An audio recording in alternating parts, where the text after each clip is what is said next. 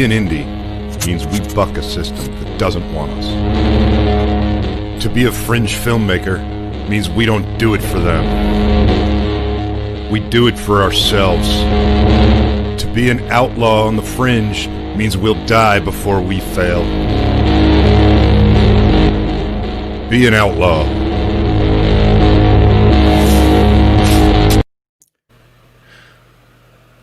Man, that is like the best intro in history. Guys, we are running a little bit behind. I am going to play a couple of bits of Greco at the movie set, and we'll be back in a couple of minutes. Little video of Western Town. On there. Got the horses. Over here.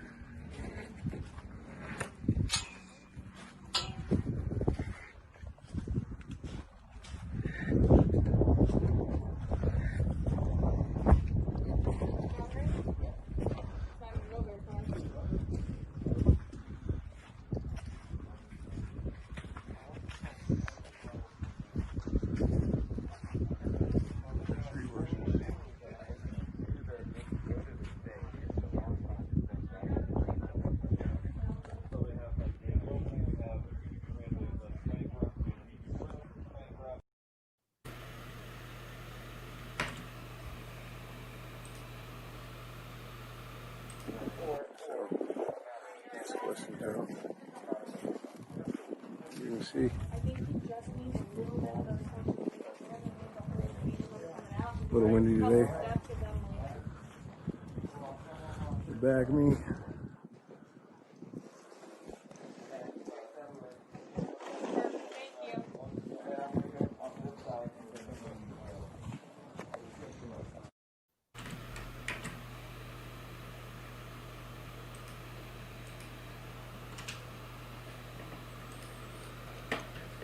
And now there's just going to be an uncomfortable silence for a couple of minutes, because we're cool like that.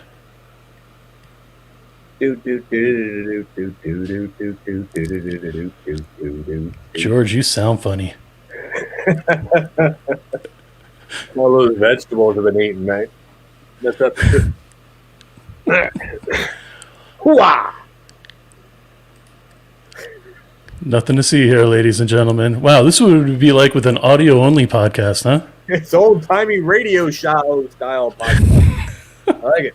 I gotta sound like I'm in a tunnel. Extra points to anybody who can guess whose voice that is. It's not the guy from the Black Crow. Yeah, you sure do look like him. I used to get. Well, no, yeah, we've been. Yeah. Especially like, you know, in the pictures with your band. Oh, wait. Is that giving away too much? Oh, snap. I don't know, but we have to remedy the situation. It's a little bit hard to handle. Wait. You'll be able to hear this.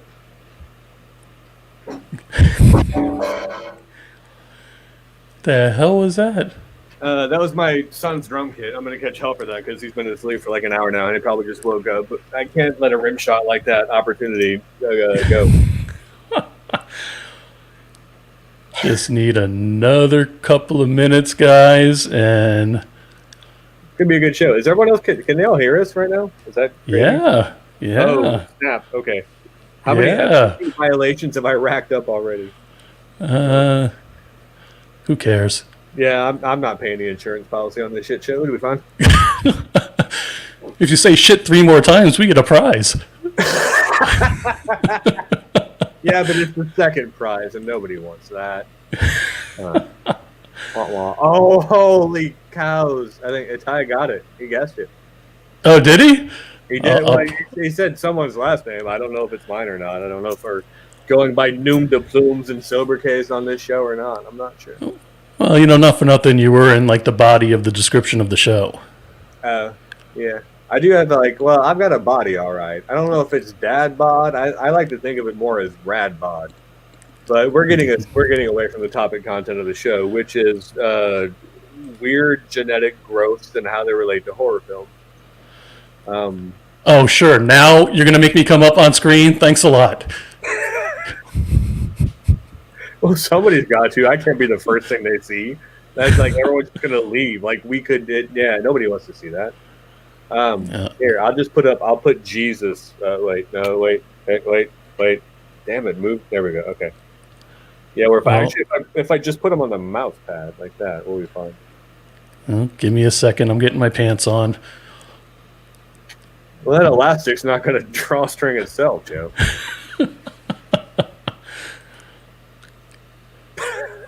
Wow. I know. I'm making my son really proud of me tonight. Almost done. Almost done. If you listen really closely, you can hear George hitting the unfriend and unfollow button right now. He's like, I don't know what the fuck I was thinking. Well, I mean, he would if he had internet. Maybe it's silent. Maybe he's connecting at 28.8, so he'll get it in about 7 minutes. We didn't discuss that yet.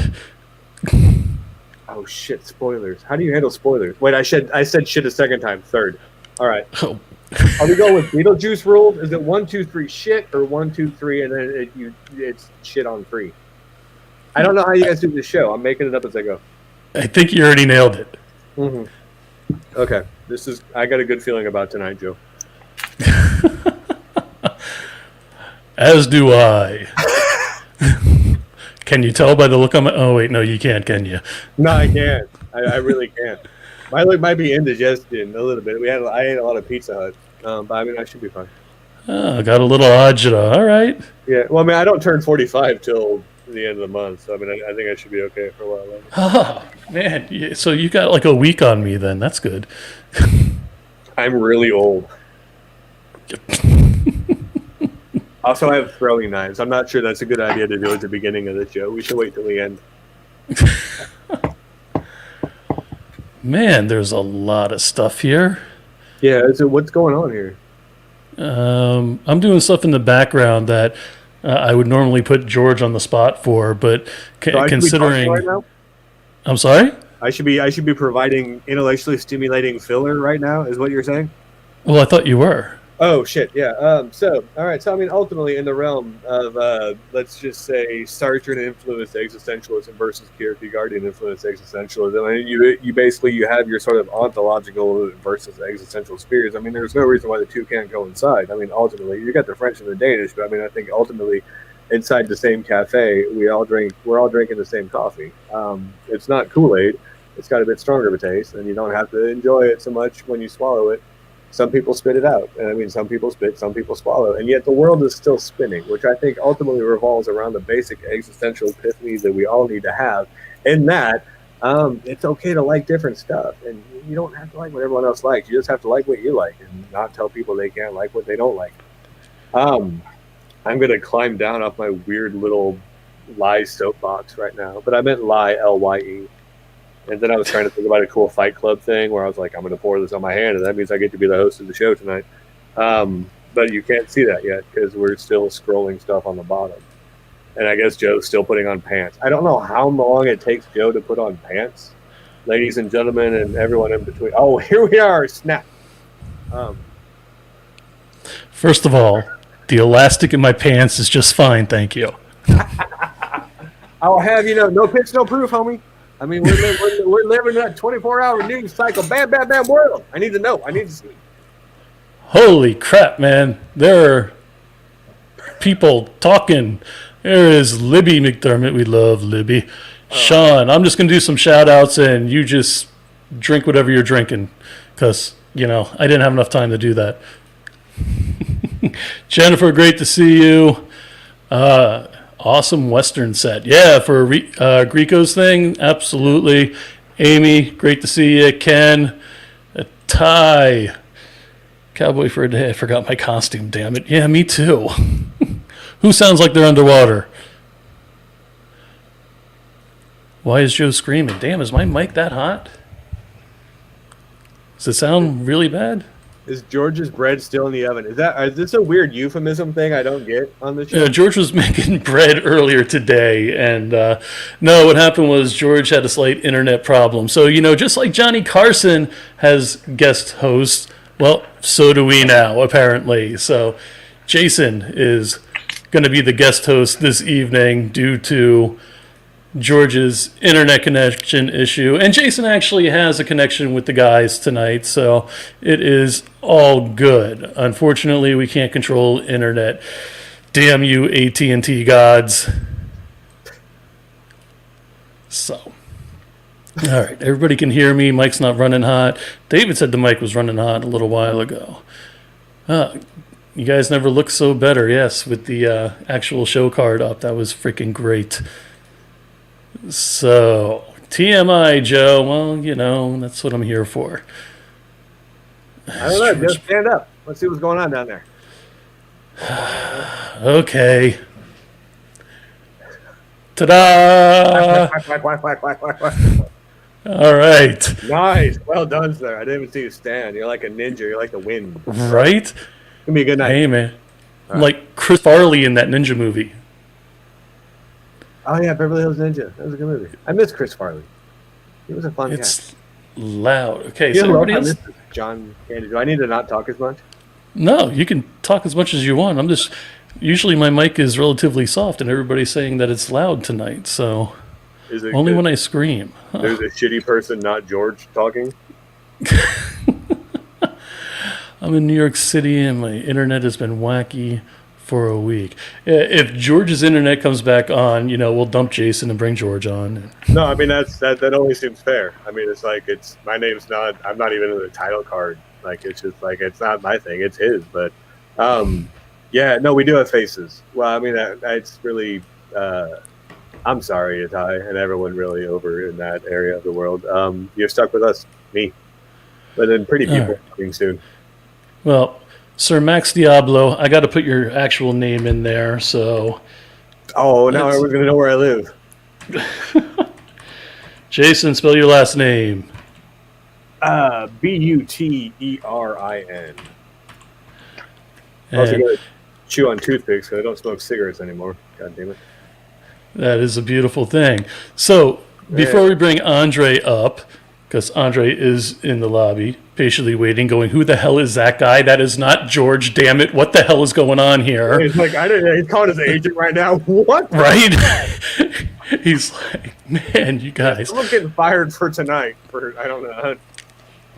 Jason, talk about real fast what projects you're affiliated, your band, and your movie. You have about a minute. Go.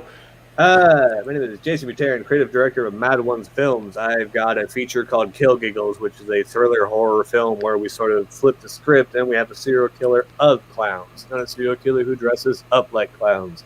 I've been a fan of rock and roll music and horror movies forever. I don't see why the two can't coexist peacefully. My band, the Malamondos, garage punk surf rock you would hear in any Quentin Tarantino movie, did a song that was in the very last part of Wolfmans Got Nards. We played the music in the closing credits. I filmed an interview for the film that did not get in it, but I have no doubts there's going to be a puffy VHS copy coming out very, very soon that will feature exclusively my interview. Done. Cool. On that note, I guess I totally forgot. You see, I dropped the ball again. Everybody, welcome to another episode of Romero Pictures Heavy Metal Indie Brigade. What we would usually say, your host, George C. Romero, with your guest host, Jason, because I don't want to butcher his name. And, of course, me. He calls me a producer, Joe Ridgely.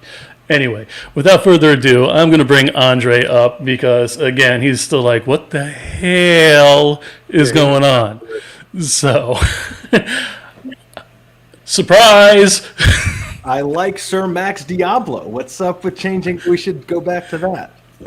I know. Well, I need to give him a street cred, you know? No, you do need your real name where everybody knows you to find your cool stuff, so that's good. I know they got it. Like IMDb's blowing up right now. It's like, oh shit. So it's like I'm in it. That's good.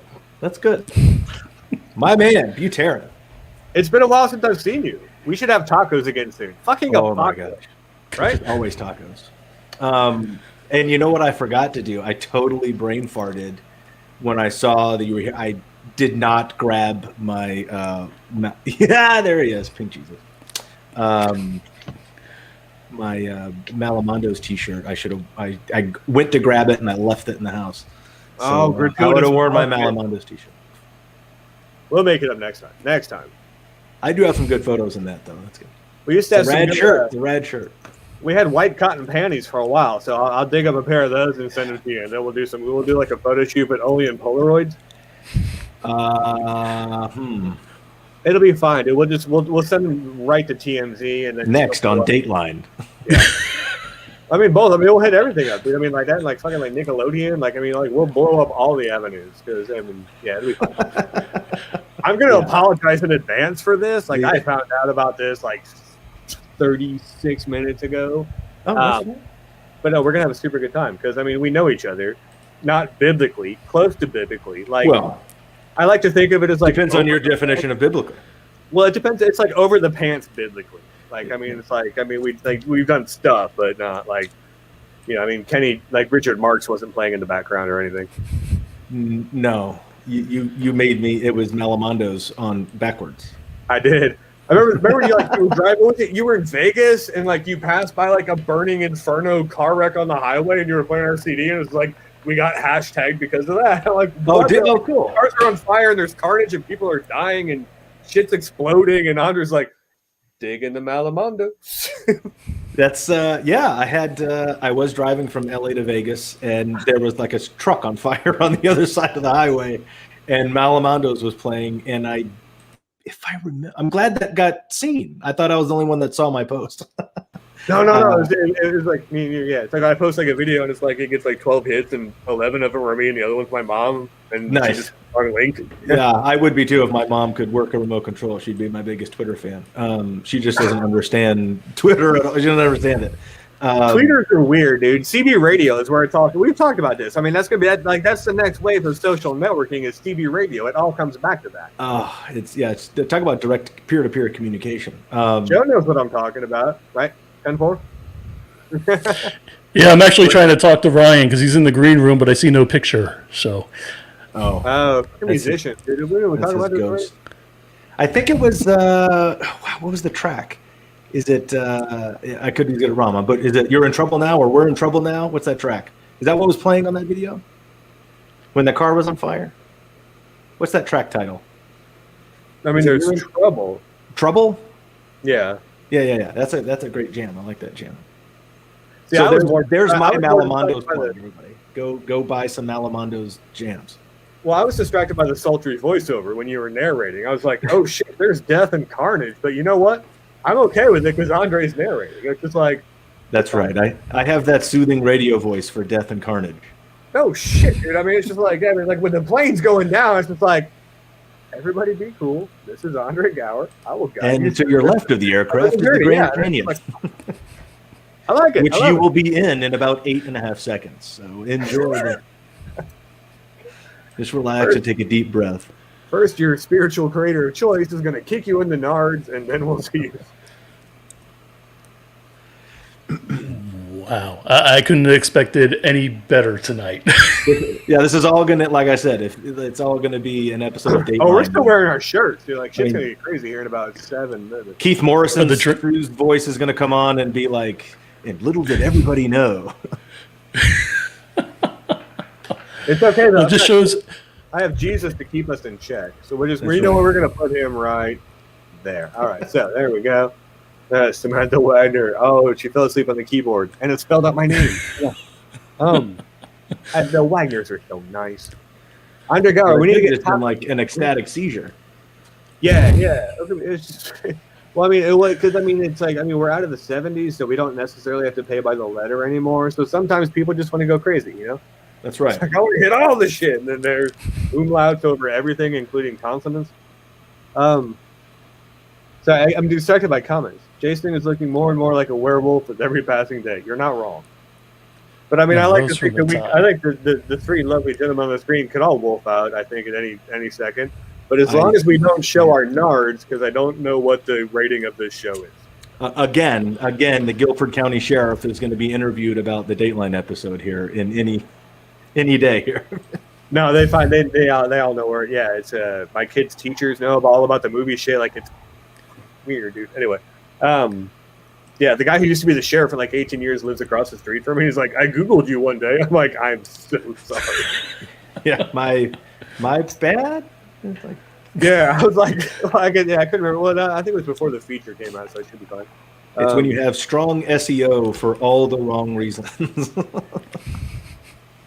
Oh, fucking acronym. Remember in the 80s when we used to spell shit out? That was nice. SEO's never been talked out like in search engine optimization. It just, You can remember the it rolls off 80s? the tongue better that way, though. It's like something salty and sweet at the same time. Like, oh, like the picture I've got of you and Ryan with Hot Pink Jesus in Louisville, Kentucky, doing various That's things. super old, yeah. That's super Yeah, old. Joe, can we stream that? I've got some behind-the-scenes shots of these two gentlemen. I'd like to have live, and they're fine. They've been approved by all publicity and agents and management. It should be okay. They have. Yeah. The no, internet look, is not. really- The internet is not a management representation. No, it's fine if you respond back to my text, and it's cool. It's legal disclaimer.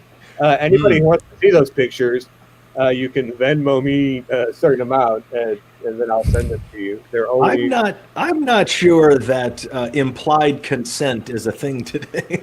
Well, I mean, it's it was- a hot this was- topic. This was shortly after Y2K, but before like the house crashed. And, yeah, it's fine. Look, people are talking. Look, there's words. Oh yeah, good evening, Joe and Andre. They were more Jason. Yeah, we got the ecstatic seizure for Jason, but it's like, hey, what's up, Joe? Hey, Andre. Good to see you. Well, thank you, Samantha. Good to type with you as well. Well, she's the one who had the seizure before, so. I know. So hopefully she's. Oh, okay. I wasn't hopefully sure. she's doing okay right now. We could all Looking get a little fooled. It flustered. could be like the gal at the end of The Accountant that can only type. It's how she communicates. She can only type because she can't. That's a great movie. I love that twist at the end. Great twist. Good movie. Good Ben Affleck. Spoilers. I haven't seen it, dude. Thanks. You Spoiler don't remember alert. anything. Sorry. Next thing you're gonna tell me the Titanic crashed. Hey, 5 I haven't feet. seen Like that whole Avatar. boat. You can spoil that. I said the Smurfs. I watched the Smurfs in the 80s. I think I got the gist of it. 5 feet. Sank that whole ship. Uh-oh. Ryan texted me. Said stand by or something. He was fixing something. Yeah, he popped in a couple of camera times. camera not working. So I'm sure Cameron, it's all connected to the same thing. You know? I had the tech issues last time with Joe and George, and I had to restart my it's apparently an old laptop, being like 4 years old or something. But it's, Oh my God, it's ancient. there we go. We got our own ecstatic seizure, Joe. We're good. There we go. Good. I mean, technically mine was in all capital letters. I mean, that's cool. It's fine. Baby steps. We'll give it to you, Max Diablo, Sir Knight Max Diablo. It's good. Sir, if I do that thing on my Facebook feed for $29.95, I'm a fucking Scottish lord. I'm a laird. And then I start talking with the accent, and then everything gets fucked up, and Joe's got to run captions underneath the entire blood thing. Yeah, no, that's okay. And it'll be fine. I swear I'm not going to do that to you until I hit the second glass of this, which is waiting right behind its brother. Uh-oh.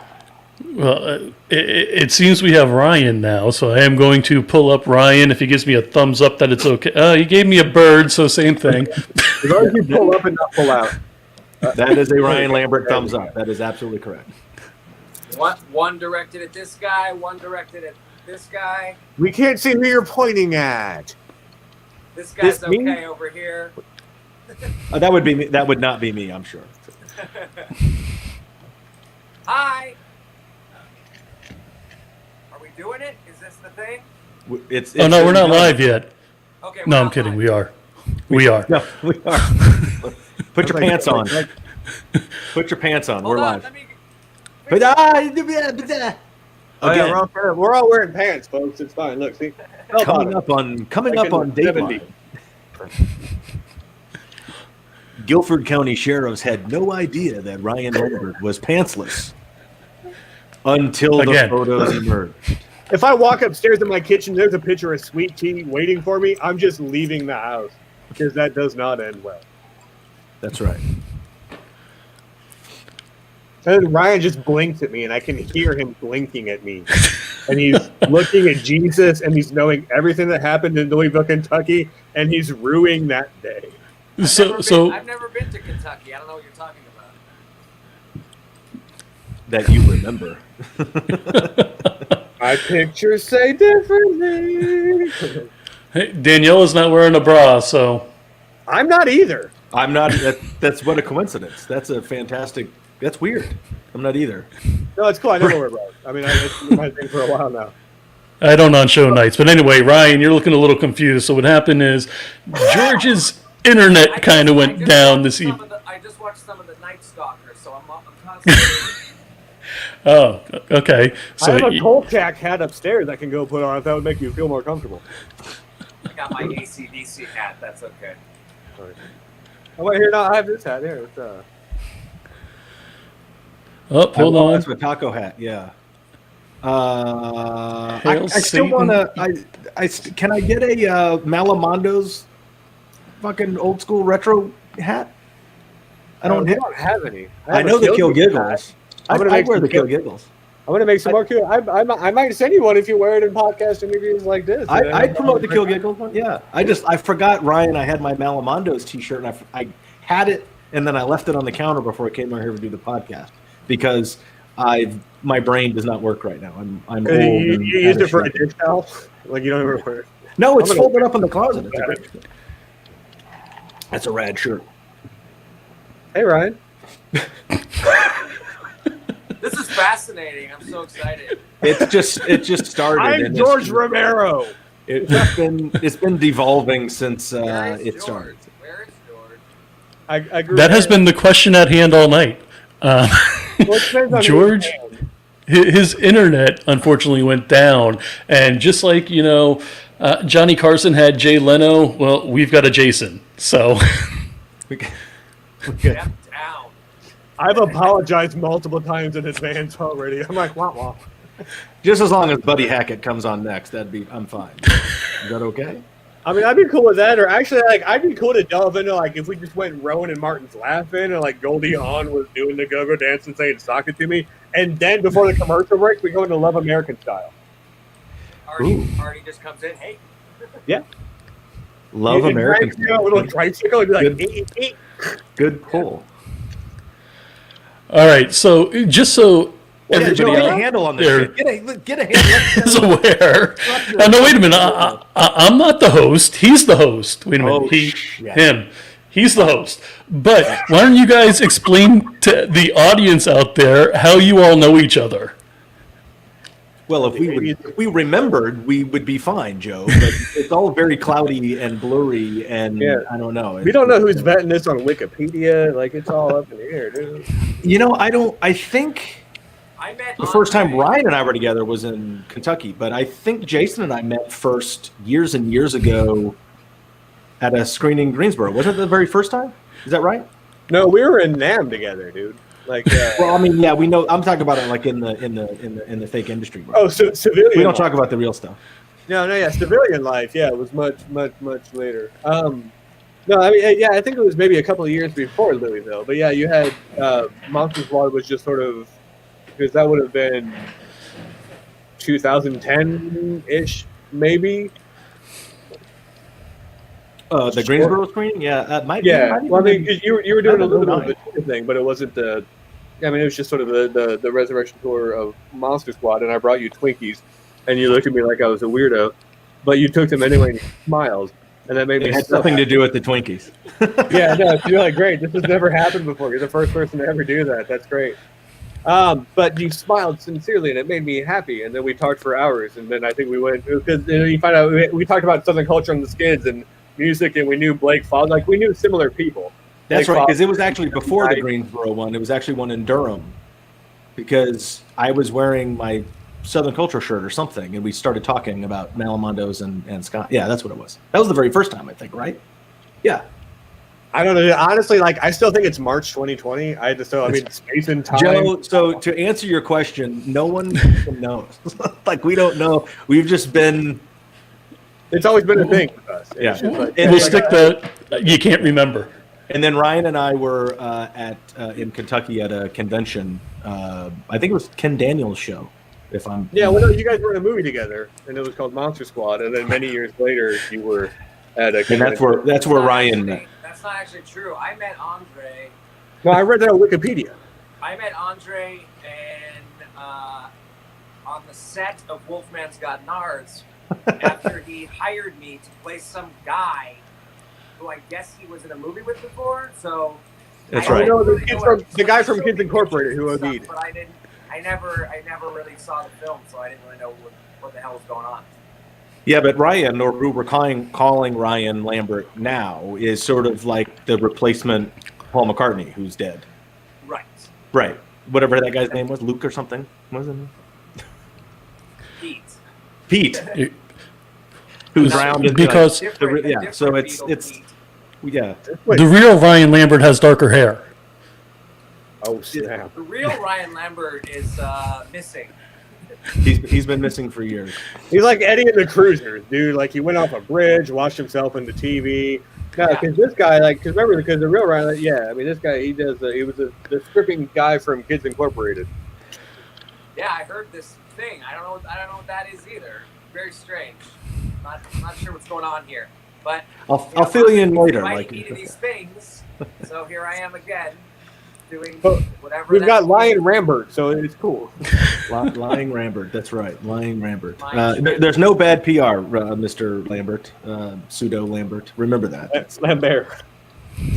Lambert. He's like Christopher. Third cousin Yeah. of Christopher Lambert.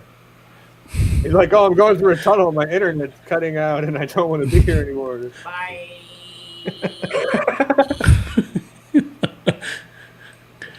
I don't know. Jason, you weren't on here last week when he busted out the watermelon Waterman?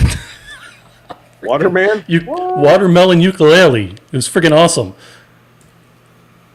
My watermelon ukulele. Yeah, I thought that was like a third date kind of thing. You just get to meet people right off the bat? Is that where you're at now in your life? These days, man, You made me work for it, and you just show it to the internet for free, dude. That's Just go for it now.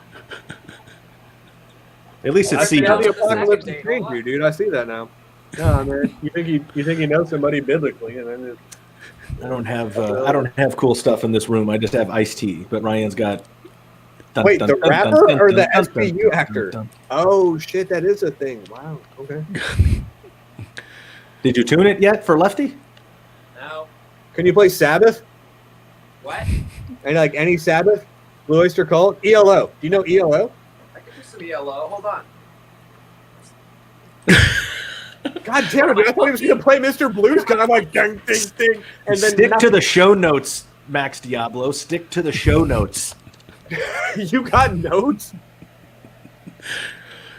So everybody knows he was literally thrown into this about 8:45. Aha. Well, hosting's all about off the cuff. It's like when disasters happen and newscasters have to, when they really shine. I brought Jesus, though. God damn it! Isn't that enough? Third As long date as is that's a soap. Kate Winslet doll. That's soap. That's fine. Anyway, Joe or Jason, whoever's hosting, what's the first agenda on the show notes? Is there anything? Questions from let's, before we hear the watermelon ukulele ELO. Oh, what if it's like a 37-minute Inagata DeVita solo? He could do it. That'd be kind of rad. But just keep. honestly, we can talk about this later. One of the problems with the world today is that nobody invokes guitar solos anymore in music. And half the people don't know who ELO is anymore. So Well, Poison was always like, play it, TC, and then TC would play the guitar solo, task command. I mean, it was a give and take relationship, so it worked out really well. All right, so I've got a lot of questions for our riveted audience, long-time listeners, first-time callers. I'm presuming we'll hear a ring, Joe, when the people call in. That'll be in post. We'll fix that in the post. interwebs. how about a ding? How about your ding? Only on Thursdays. Thursdays, really? That's an interesting choice. Okay. No, I mean I applaud that. I think. That's no coincidence. That's when SVU is on. Oh, and we're back to Ice-T. We've come full circle.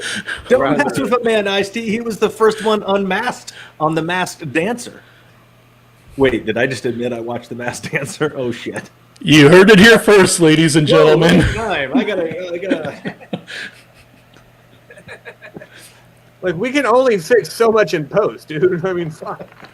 Hey, Ice-T's the man. I love Ice-T. Yeah, no. Finn no one's Tutuola ever is gonna my see it. guy. You I watch love that Finn shit. Tutuola.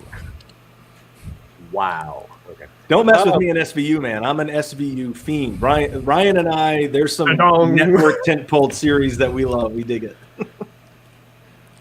What about your House. tent pole you do with Ryan? Was it a pitch and a No, tentpole network shows. Yeah. No, I mean that's Like cool. I get- I Dateline. don't- Hollywood lingo. I get it, dude. It's cool. Now I'm a sucker for network procedurals. Most of them suck, but some of them are good. Well, I mean, combined, both of them have been on like every friggin' TV show known to man. I can't even talk straight anymore. So, Jason, you got You're me on a show for flustered, 20 brother. Years, it's good. Jason's got you flustered? Well, that's Yeah. that's understandable. That's okay. That goes with the territory. So, Jason had an idea. What? I did have an idea. I had an idea once. That was nice, and then I got old. Well, no, I mean I don't know where you guys left off with the end of part one. So I mean I've got questions, and then if we sort of repeat ourselves, or if we Well, basically, we got through what makes a cult classic movie, and as everyone knows, this show is supposed to be about up and coming filmmakers and I know those guys. artists, and so rap about it, man.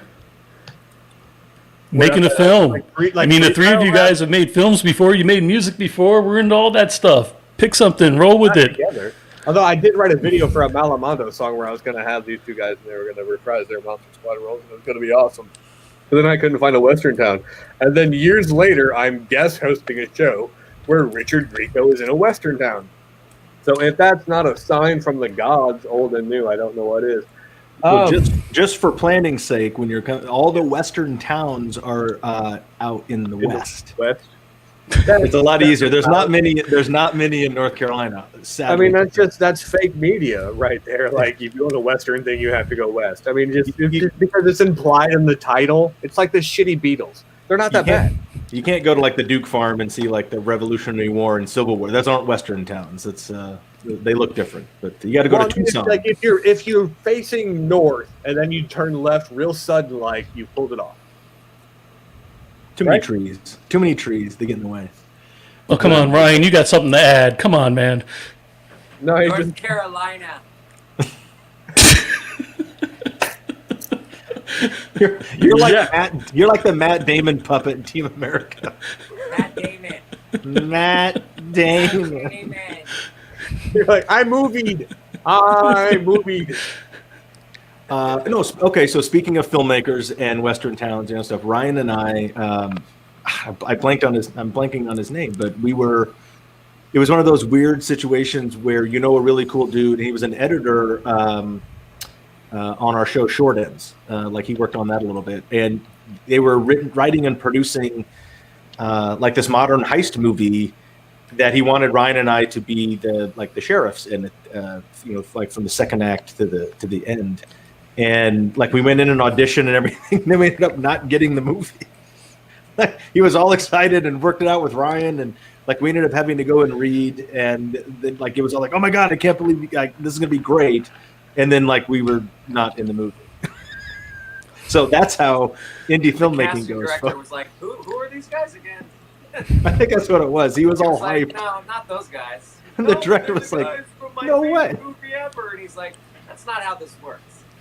Because I make the decisions here, and I've never heard of these two jokers. Yeah. Hey, I tried to get you guys, but we couldn't work out the like we have to shoot on like 2 days during the week. It was like wah wah. So it's like we tried from the other end of the perspective. Yeah, we gotta. I do have an idea. I hashed it out with Ryan. I spitballed it with Ryan, or brain vomited it the other day about how do you guys spitball each other? Get people more access in doing indie local films. So I'm working on a concept right now. I think it'd be kind of cool. Just watch out when you're saying spitball and everything. We did have Marilyn Gigliotti from Clerks on last week. We said spitball, not snowball. Fair enough. Semen antics. Get it? Ha ha! Come on, that was. I mean, off the cuff, that was kind of. That's a stretch, but it's worse. Hold on 1 second, guys. 1 second for me. Nope. You put us on hold. That tunnel coming up. I think that tunnel's getting near. He's like, oh, my reception's going out. All right, so you talked about the makings of a cult. Well, that's a beautiful thing, a cult film, because no one ever realized it's going to be a cult film until there's a cult there, many moons later. Which honestly, I say, wait, there's other words on screen. I'm not going to read those. So, I read that. Good point. The beautiful thing about a cult film, being of an age where, because I mean, it's like, and I'm going to dive a little bit into my history, so allow me my brief fanboy moment. I grew up in the backwoods of the back roads of Missouri in the mid 80s. My two best friends were a county library and a video store. It was about a 20-mile drive into town to get to the video store. There were several movies that I rented weekly on a quasi-religious basis. Poltergeist 2. We also had Poltergeist 2. I had Monster Squad. We had Princess Bride. We had several things. But there were those films that I rented so much that my dad got tired of driving into town. So he set up 2 VCR discs. My dad was an original pirate in the 80s, pirated Monster Squad on VHS, so he didn't have to drive into town anymore. I'm sorry, Shane and Fred and everyone at Monster Squad in the studios. I apologize. I'll get you your 37 cents right after the Columbia House tape and Record Club people. So I grew up watching Monster Squad. I grew up watching this film, and I saw Goonies and everything. And there's sort of a dichotomy in the crowd groups of you're a Goonies person or you're a Monster Squad person. I think the two can coexist peacefully. I think there is that possibility. But watching this movie where the kids that talked like me and looked like me because I didn't fit into the groups and stuff like that, and be able to have this misfit representation and to grow up watching that and bonding with it and identifying with it.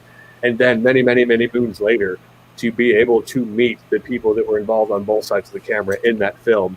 And then, I mean, just to be able to share that moment is an amazing thing. So while we joke and we jest and I'm all like, what the fuck? I found out about this like 45 minutes ago. To be able to sit here with 2 people who I grew up watching, who impacted my life and made me want to be a filmmaker before I ever even realized it myself. It means a lot to me. And I think it means a lot to other people out there too, who are watching short films at film festivals or online film festivals for the apocalypse. Fucked everything up. So I mean, it means a lot to be able to have these moments and then to be able to share them with the people that were involved in making that magic happen.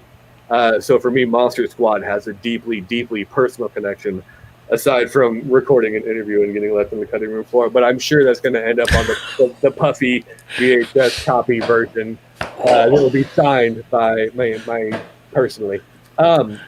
So having grown up in the 80s and seen Monster Squad and realizing what a brilliant film it was, and then the technological dearth and everything else that sort of happened, and then to see once the internet came about, and I'm guessing, I think it was around 2007, 2008, when Ain't It Cool News sort of got involved, and then I think the original Draft House down in Austin. So I mean, my question, I guess, ultimately is, how much do you think the internet had a part to do with sort of the resurrection and bringing about the attention that Monster Squad got, that was able to then generate the publicity, the promotion, and give it a second life that led to Wolfman's Got Nards and everything else like that? Like, do you think, would Wolfman's Got Nards have ever happened without the internet?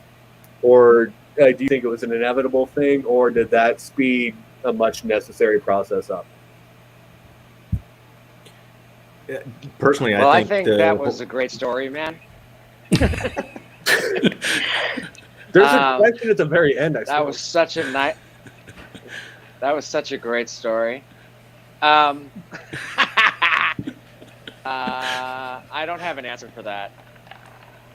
I think the short answer is yes. Yes, because at the time, for 19, 20 years, I don't think anybody, that was a Monster Squad fan, besides their, local community that they grew up and grew out of, knew that other people liked it. And finally, the internet gave people a place to be able to meet and, chat about it. And, that kind of made that groundswell and got that attention. And then it just kind of blew up from there. And, the fact that Eric, who was at Ain't It Cool News that you mentioned, was working at an online kind of movie site, was an instigator of the whole thing anyway. So absolutely, the technology of the internet and of the sites and people being able to, come together over a much wider span of space than just, their backyard or their campfire or their school ground, was absolutely the reason.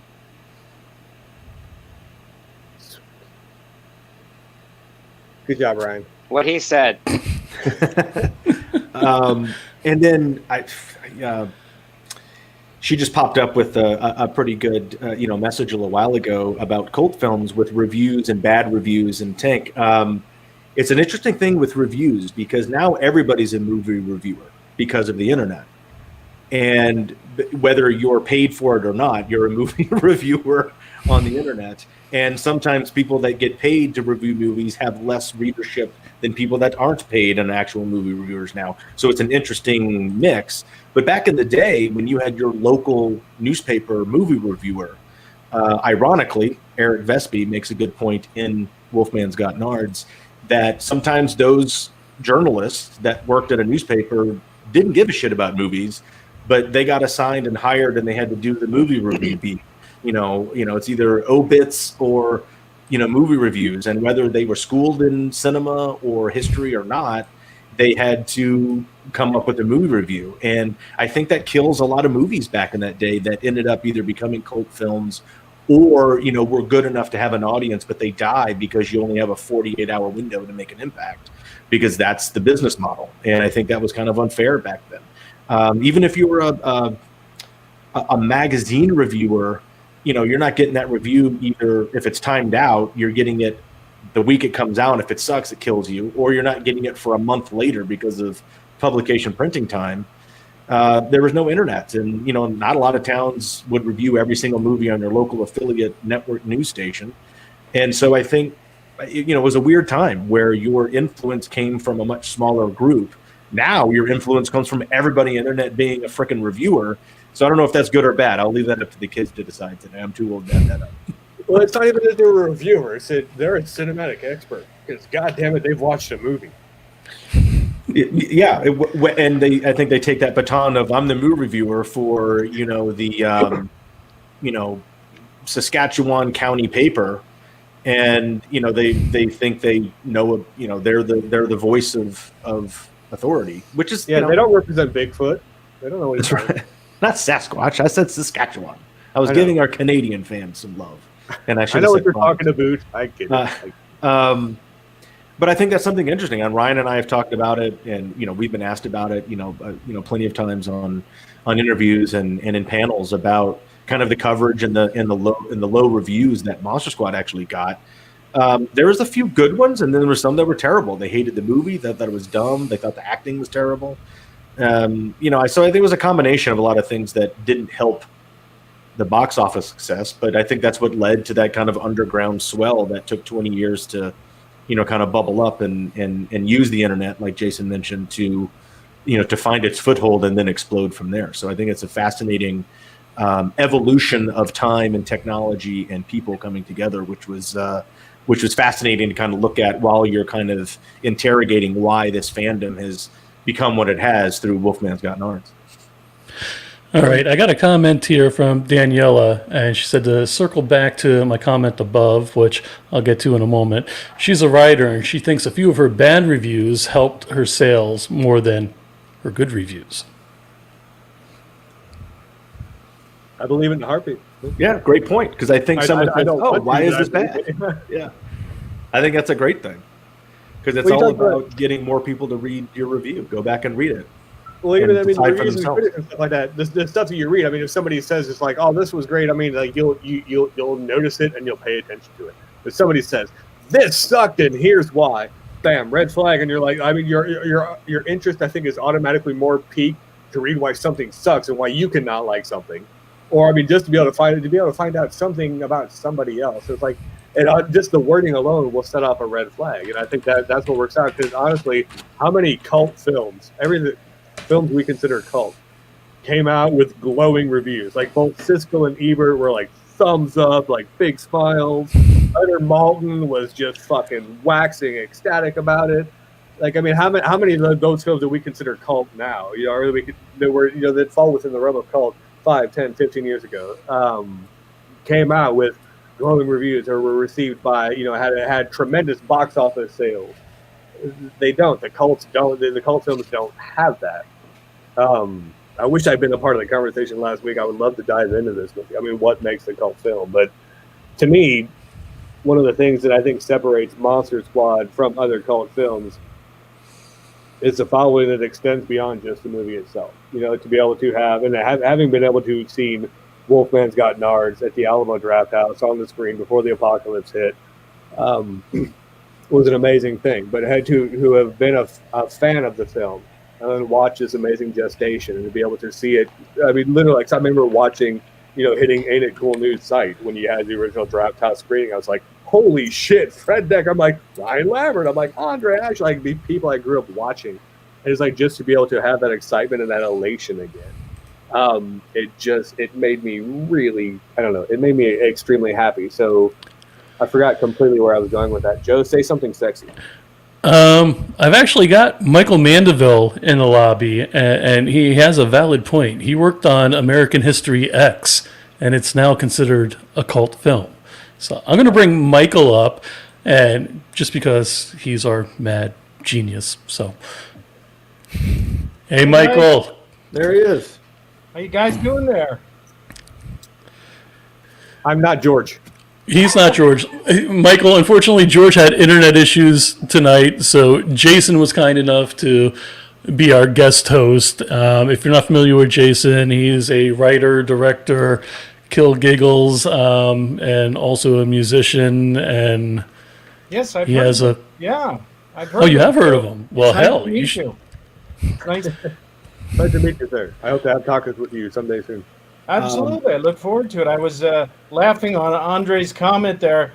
Oh, I didn't say Sasquatch. I said Saskatchewan, and I'm like, boy, there's a Y in the road to really mess up if somebody misheard you in the conversation. That's right. You could follow. Yeah, you could drive down the wrong path.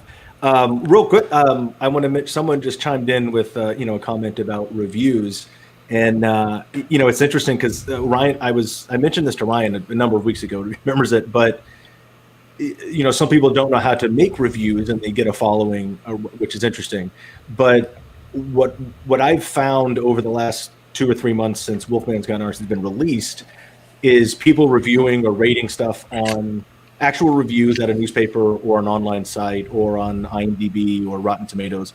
98% of them have all been, positive, which is good. And then some just don't like the documentary, for X, Y, or Z. What's interesting is the handful of bad reviews that this documentary has gotten has mainly been from people that watched the documentary and basically reviewed the movie that they wanted to see, not what they actually saw and with what they were going for. And I think they missed a lot of points, which I think happens.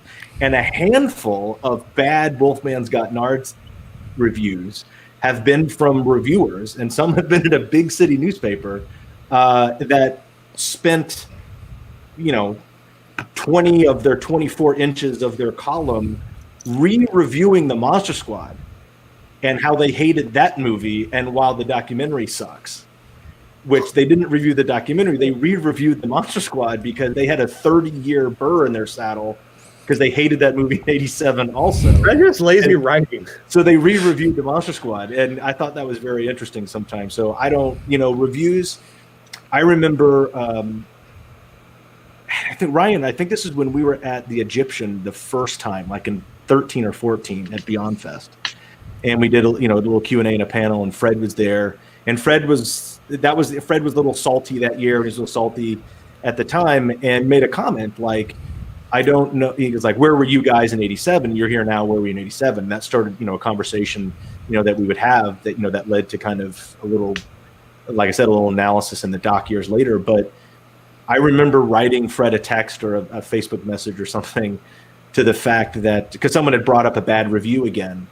And I mentioned to Fred that, look, we just sat in a packed theater where people were cheering something that you did, 20-something years later. Maybe it was 25. I think it was the 25th anniversary year. And just so you know, no one's ever built a statue to a critic. Well, And I think that made a point at a time. And so I think everybody's all people here in industry and creatives, whether it's music or whatever. Boy, if you're looking for that 100% rating, I don't think this is you're a ever weird gonna thing. get that. You're never going to get you're 100%. never going to get that. And You shouldn't want it. I mean, honestly, you should want something that is either critiquing or critical because maybe you can improve, or maybe just the person's an asshole and doesn't like you. That's totally fine. I think I'm a halfway nice guy, but look, not everybody likes me. there's But no what's way the other half? I think you're ever going to get that kind of unanimity on anything. And what's interesting is in the human endeavor of making movies, I was talking to somebody the other day about a great book called Adventures in the Screen Trade, which was written by William Goldman. And it's a takeoff on a Mickey Spillane book called Adventures in the Skin Trade about gangsters and pornography and gambling and rip-off artists. So he makes this analogy, of course, with the film industry. Like, that's not too far apart. But he talks about The Right Stuff, and William Goldman wrote Butch Cassidy and the Sundance Kid, The Right Stuff. He's all these amazing movies. And he talks about everything he went through. And at the end of every chapter, you just talk about all these problems. And at the end of every chapter of these well-educated, experienced filmmakers and executives, nobody knows anything. and at the end of the day, these are people like Alan Horn told a story. He's running Warner Brothers, and I knew him because decades ago he was a Taekwondo teacher. Now he's the chief content officer of Disney. But he says, Clint Eastwood came to us with Gran Torino. We didn't want to do it. He went around everywhere. He finally came back to us, and we said, hey, well, it's $32 million. It's Clint Eastwood. We have a relationship. We'll only lose $32 million or whatever. And I wish someday I could say whatever to $32 million. But that being said, then it makes what, 380 million? So you get these people, much less the reviewers and human beings, just trying to get that connectivity, and it's impossible that you'll ever get it. And what I think is also interesting is you always get people, like you said, that are not even thinking about the material in front of them, but what it could have been without knowing what the other material could have been. It's interesting human capacity to never be happy on some things. I mean, and I learned, I think in reviews or being in creative or the arts, and I'm going to throw this to Lambert in a second on the music side, of how it affects, someone, trying to do that business, because I don't know anything about that. Whenever he comes back. That was too much for him. That question is overwhelming him right there, I realized at one point that good entrance. I used to, good entrance. after college, I played basketball in college, which some people know, some people don't. But after college, I started officiating high school basketball because I knew the people and it was great. And, I did that for a number of years, and I really enjoyed officiating because I knew the game. I was a student of the game and I enjoyed it. But you realize you're doing your job, and every time you do your job, which is blowing your whistle, half of the gym hates you. That's true. And so you have to live. You have to learn and live with that. And so if you're a creative, it's going to be something about the other. Have to not going to like it. But I think it's where reviews come in, and we've got two musicians in bands for years on the panel. But I used to Ryan and I would ride around and throw cheeses or sit in the car and talk about Ryan's days for the last 20 something years being in bands. And like in the band world, when you're trying to make it and traveling around and living in a van, and one schmo that ends up either not liking you or not liking a song has that much sway whether you get another gig or not, or maybe you get a record deal or something. And I think being with technology where it's a much larger swath of input, I think is a little more fair. But I think back in the day when like one or two people hold sway over someone's success or not success, I think that kind of sucked. Oh, yeah. I don't know how, Ryan, did you ever run into people like you just kept running into a guy or a gal that would write up stuff that just didn't like you or your band? And you was like, we can't get away from this person. I'll tell you a funny story. I was playing the Troubadour here in Los Angeles. Troubadour. 94, 95, something like that. And phenomenal show. It was amazing. Packed. Sold out crowd. It was amazing. Everyone was like, great, this is great. And there was a guy who was interviewing for some magazine, probably like a LA magazine. And he was nice. He was great. We sat backstage afterwards. I was smoking cigarettes. We were drinking beers. It was great. And he was a super nice guy. And then the review came out. And he thought the music was fine. He was like, everything was great. They were really good. They were super energetic. I don't really understand why the lead singer, that's me, needed to be barefoot. And I was like, first of all, I lost wasn't my barefoot. shoes. I was wearing gigantic, Doc Marten shit kickers. I was not barefoot on stage. So number one, what did he watch us? Did he actually see the band play? And two, did he write about a different band that he saw at another time and forgot what he was actually seeing? So, you know what? All those guys, you know what? When someone's like, I hated Wonder Woman. Wonder Woman 2 sucked. You're like, you're a 45-year-old man in your basement. That didn't make the movie for you. Reviewers, fuck off. Fuck off, all of you. All right, Jason. Dude, he was a rusted root. I don't care what you think. I really don't care what you think. I don't care. Wait, I think 94 at the Troubadour. I think Alanis Morissette opened for you and wore no shoes. Is that what it was? Iowa. No shoes. All right, Jason. Iowa didn't like Wonder Woman, so I guess I won't watch it. Right. 2 comments Jason's going to read right now. First comment. Reviewers make a living judging the art others actually create. Wow, you said that really well. How about this one? I tried to enunciate clearly. No, everything is for everyone. Now, all subjective when a review is intent. there are amazing. I was fucking There reading. are dude. amazing You don't hear reviewers. that. There are. There's good You writers. don't hear the part where I was reading out loud. You're still I talking. can't hear You that. don't know how this I works. can't hear that. I talk, you stop. But we're still going. I mean, fuck. I can't hear you. I can't see you either. There's a little phone in front of me, and I can't hear you. If I get Go bigger ahead. like this, does that make it better? No, Please no, stop. back up. Back up. It's like, oh, Further, fuck. No, dude. further, It's scary. further. Okay, Is there a go cliff away. behind you? Is there a cliff behind you? Further. Just put Han Solo on screen. I forgot what we were talking about. I don't know what it was. Barefoot Ryan Lambert. Oh yeah, he said the guy saw a Rusted Root show, and then That's right. Ryan got a bad review from that. I'm very sorry to hear that. Well, I think that's interesting. I mean, I think that's a time where, I mean, look, you're going to get bad reviews like mine. You're not going to appease everybody or please everybody. I just think that's why I think, nowadays, there can be 5 dudes getting on a Zoom chat and being silly, but that also helps other people. And I think social media is awful for humanity, but I think it's good for some things.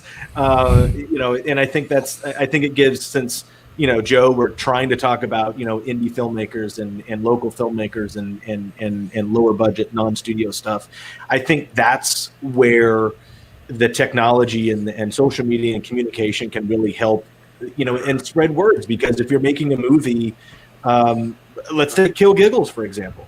They don't have the opportunity or the studio deal or the marketing department to flood airwaves or flood commercials. After the local lawyer in a wreck need a check ads on your local affiliate. To say go rent Kill Giggles now on VOD, but they should be. But Jason and Hot Pink Jesus don't have that marketing department or the money to pay a giant firm, because that costs a lot of money. But that's where I think social media is a great thing for local filmmakers and indie filmmakers. That is your PR department, and so you have to learn how to engage with that. Sorry, Ryan and I are texting back and forth. I thought you were going to go for it. I know. I will if you will. I mean, if we're doing this show, if I get kicked off, I don't fucking care, dude. Like, they're not gonna. It's fine. We're gonna take off. No, wait a minute. Oh, You're both wearing denim shirts. You're both drinking out of the same glasses. Is there something? And they're both barefoot. No, I want to be smoking Okay, a cigarette. first of though. Like all, I'm looking at a I cigarette don't- like it's the best fucking thing on the planet. I'm like, oh my god. I don't wear shorts. No, Ryan Lambert does not wear shorts. I I don't think I can want vouch to for wear it. shorts. Like certain things just seem weird. But no, there was a comment that came up. Let alone from our good shorts. friend, Ty Guberman. Not all reviewers make money from writing reviews. Some actually do it to help promote filmmakers.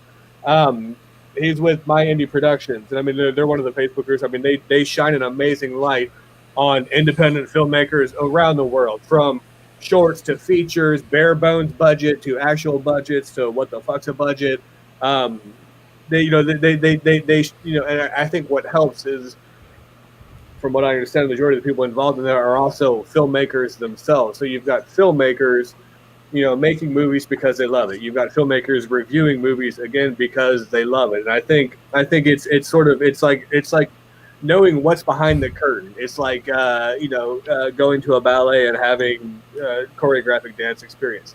You can appreciate something for what it is and appreciate the magic behind it, but you also know you have a slight modicum of knowledge involved as to what goes in to make that magic happen, to know what goes into making a 5-minute short film, a 20-minute short film, a feature film, a documentary, anything like that, to be able to know what goes into that. So to have that appreciation for both, it makes it all the more worthwhile, I think. I just wanted to pass that along. I think I so. do think believe that's that there true. are good writers out there, or were good writers out there. I mean, Dorothy Parker, for one, is like an incredible reviewer. All right, so Dorothy screen. Parker She wrote was a review great. of Monster Squad. What She would was it be? great. She had a great I line. would have that loved said, that. That would. This is. She said something about a book saying, "This is not a book to be tossed aside lightly. It should be thrown away as hard as you can." Yeah. Something like that. But it was a great quote. She was part of that I mean, Algonquin round table. Ryan, this is for you, Yep. buddy. There was, What do we got? Pauline. Oh, baby. Ow, ow. There we Oh, go. nice. Girl. There we go. That's a good Put one. that back too. up to the screen, Jason. That was great. That's a good one. That's a good one. I like that. Compilation. That's a good one. I have a good Pauline Kael book, and it's always fun because they're very short reviews of films, and she was very witty and funny and kind of understood film. I mean, even Roger Ebert, to tell you the truth, was very good at his job. He really loved and understood film, I think. But there's just too many cooks in the kitchen now with that. Everyone's got an opinion, and everyone's got a little review, a little blog, and a little thing, and it's like it's who cares? It used to be a more prestigious position, and now it's kind of just like a free for all. I also think certain people critique things without knowing its history, and movies, music, etc., etc. And as a result, I think you get an opinion that is a lot of knee-jerk reactions at times without thought. When you look at structure and then you disregard it for the sake of the art, whatever it is, music. Like I was thinking about the other day about Frank Zappa, who I saw play at UCLA a bunch of times and a number of times here, and even at up in Laurel Canyon, because he lived up in Laurel Canyon, and Oh, Yeah, we know. did he? Ryan and I know. Wait, Yeah. did he? Did Frank? Yeah. Okay. Oh, okay. up, and you make a left turn, and then it would go up there, and you'd have Yes. view of the city. And, I lived there for a very long time. oh, it's a great area, Nichols Don't- Canyon. I was at- No. When Ryan says he lived there, he meant that we were friends with them, and Ryan spent a lot of time at the actual house. Oh, that's great. As did Oh, I. that's He- sweet. He spent more. It was a crazy house on Woodrow Wilson. It was amazing. Yeah. But Just recently saw the and I were good documentary. Ryan and I were I good could- friends with Amit and Diva, and Oh, that's and the kids. fantastic. yeah. Well, then, did you meet Frank? Occasionally, he would be away. My story of Frank and Ryan has others, but when we were there, he slept a lot and during the day, and he didn't want to make a lot of noise. And one time, I guess Amit and I made too much noise, and so we got yelled at by a naked Frank Zappa standing in his loft, which is sort of seared into my mind, probably for the. I've rest had of my that day. dream before, dude. It was real. Oh man, that's bad. But yeah, Ryan and I talk about a lot of stories hanging out with Amit at that house because it was definitely a cool time. That's Here's the question great. I have, and we've talked about the film reviewer and the proliferation of film reviewers and film critics, and I think ultimately that ties back into sort of the technological advance, which sort of led to the first question. If there wasn't the internet, would there have been Wolfman's Got Nards? Would there have been those advances and stuff like that? And I think what a lot of us have seen as filmmakers is that before when you had to cut you were actually cutting film and editing, and like it was a laborious process. It was massive, and now it all fits right in here or less. And that's a picture of my son, who's the most beautiful boy on the planet, who turns 9 in like 2 days, and it's blowing my fucking mind. I missed it. Sorry. Wow. No, that's all right. He's beautiful. I don't want the internet knows about him. But with the proliferation, you can write, shoot, cut, chop, edit. I mean, you can fucking do all the gaffing, all the color correction, all the post shit you want to do on a phone, and then pop it up on your Vimeo, and all the apps are synced, and everything just fits right in your pocket.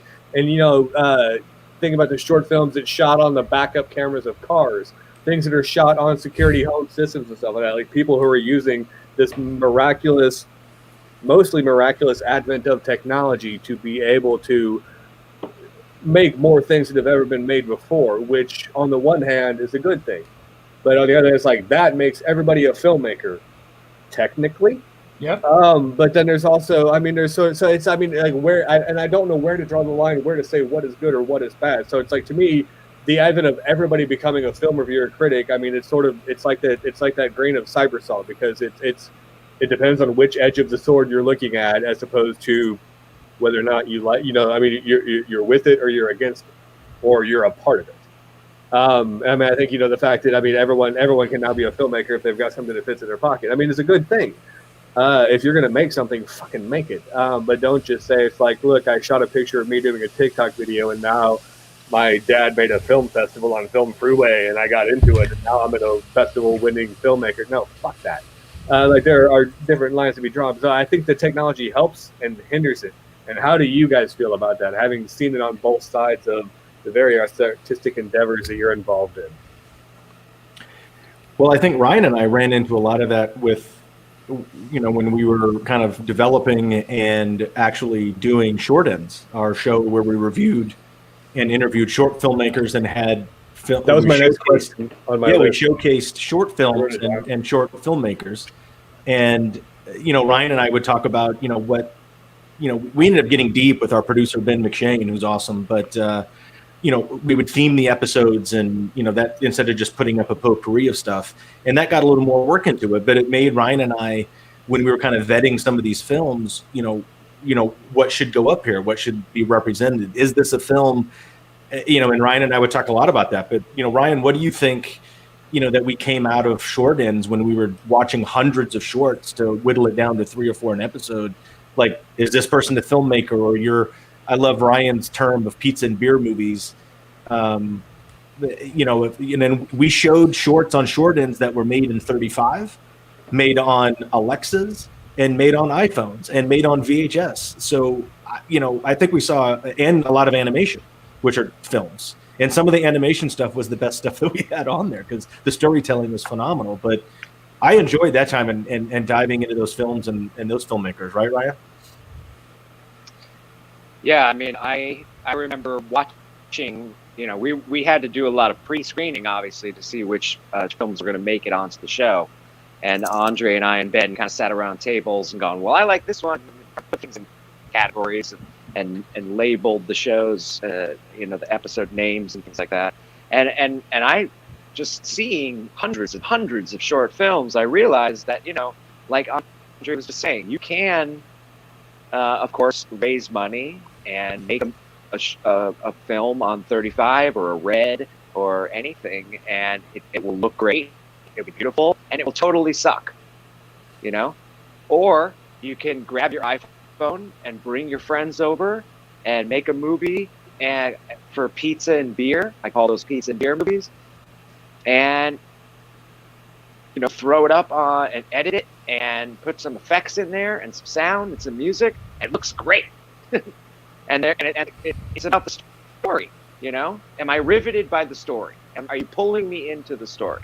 And sometimes it works on like a large scale. Sometimes it doesn't. Sometimes it works on a small scale, and sometimes it doesn't.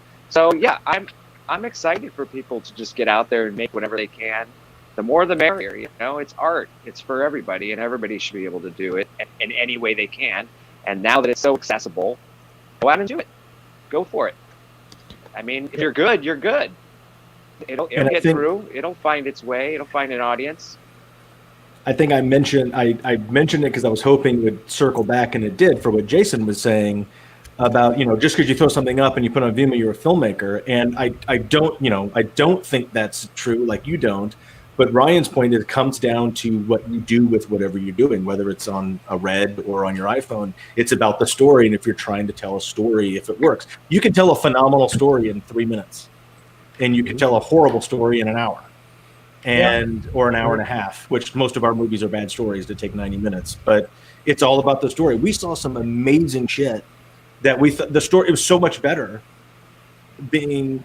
What's interesting when you're talking about storytelling and short films is I still think this is the right number. And Jason, you've had one or two. We had one or two of your shorts on Shorted, right? And it's because they were, I think. And where filmmakers make a mistake, and here's a little bit of tidbit that Ryan and I discovered doing a show about shorts, is sometimes you have to kill your babies. And if you've ever made a film, you know what that means. And if your short is over 13 minutes, it better be really fucking good. Like with credits and everything? Once you get to that 13-minute mark, you should be done. And if it's 20, it better be awesome. And I feel like it better feel, if your movie's over 13, it should feel like 8. And that goes with pacing and storytelling. And, you know, a lot of filmmakers, they're like, well, we shot this and, you know, we were on the bridge and it's so cool and I got to have it in there because it's my thing. We had a story to tell. I'm hitting the button and it's tough. So that's one thing where I do try to support filmmakers by saying, learn when enough is enough. And sometimes you got to trim to make it better. And it's a really hard thing to do when it's your thing. I totally understand that. I got to tell you, I actually have whenever I'm doing some writing, and I have some script I'm working on, inevitably there's a scene I go, wow, this is just a really cool scene. And then when I actually step back a couple of weeks later and I read the material again, reread my script, inevitably, you know, I'll just say, well, who wrote this shit? You know, and and you start going through and processing it with a better perspective. And I will come back to a scene. I go, I love that scene, but it doesn't work for the movie. And so I have to take it out, and I actually have a folder called Michael's favorite scenes that are not in any of my scripts, because then I have a place mentally to say it still exists. Wait, what's the name of the actual folder, though? Is that the name of the folder, or is it called Michael's favorite money shots or fighting scenes? Money shots. And Joe, I don't know how much time we've got. Well, that's what I was going to ask Andre and Ryan. I don't know how you guys are on time right now. And I know George has texted me a number of times saying, damn it, I really want to be in this right now. Damn it. Off the screen. I'm back again when George is around. Well, that's what he's really hoping you guys will. He does apologize. And I mean, if you guys could see my IMs, they're this long going, son of a bitch, really? I kind of wanted to talk about what you guys were filming on and this. And I'm like, well, we'll do that next time. We'll absolutely do that next time. Well, no, okay. Andre, Ryan, I have a question. Because I mean, we've talked and we've danced around, and I think, you know, Michael, you probably have an interesting perspective on this. I mean, for people who are involved, Ryan, for people that are involved in the filmmaking side and stuff like that, Andre, Ryan, how did Short Ends come to be? How did it come to be on Short TV? How did you decide, as you know, the film experience you've got? What made you like? How did that program come to exist? Was it whose idea was it? How did it come to be? Are there any plans to do something like that again in the future? Because it was, for one of the filmmakers involved in being a part of that, it was a pretty amazing fucking thing.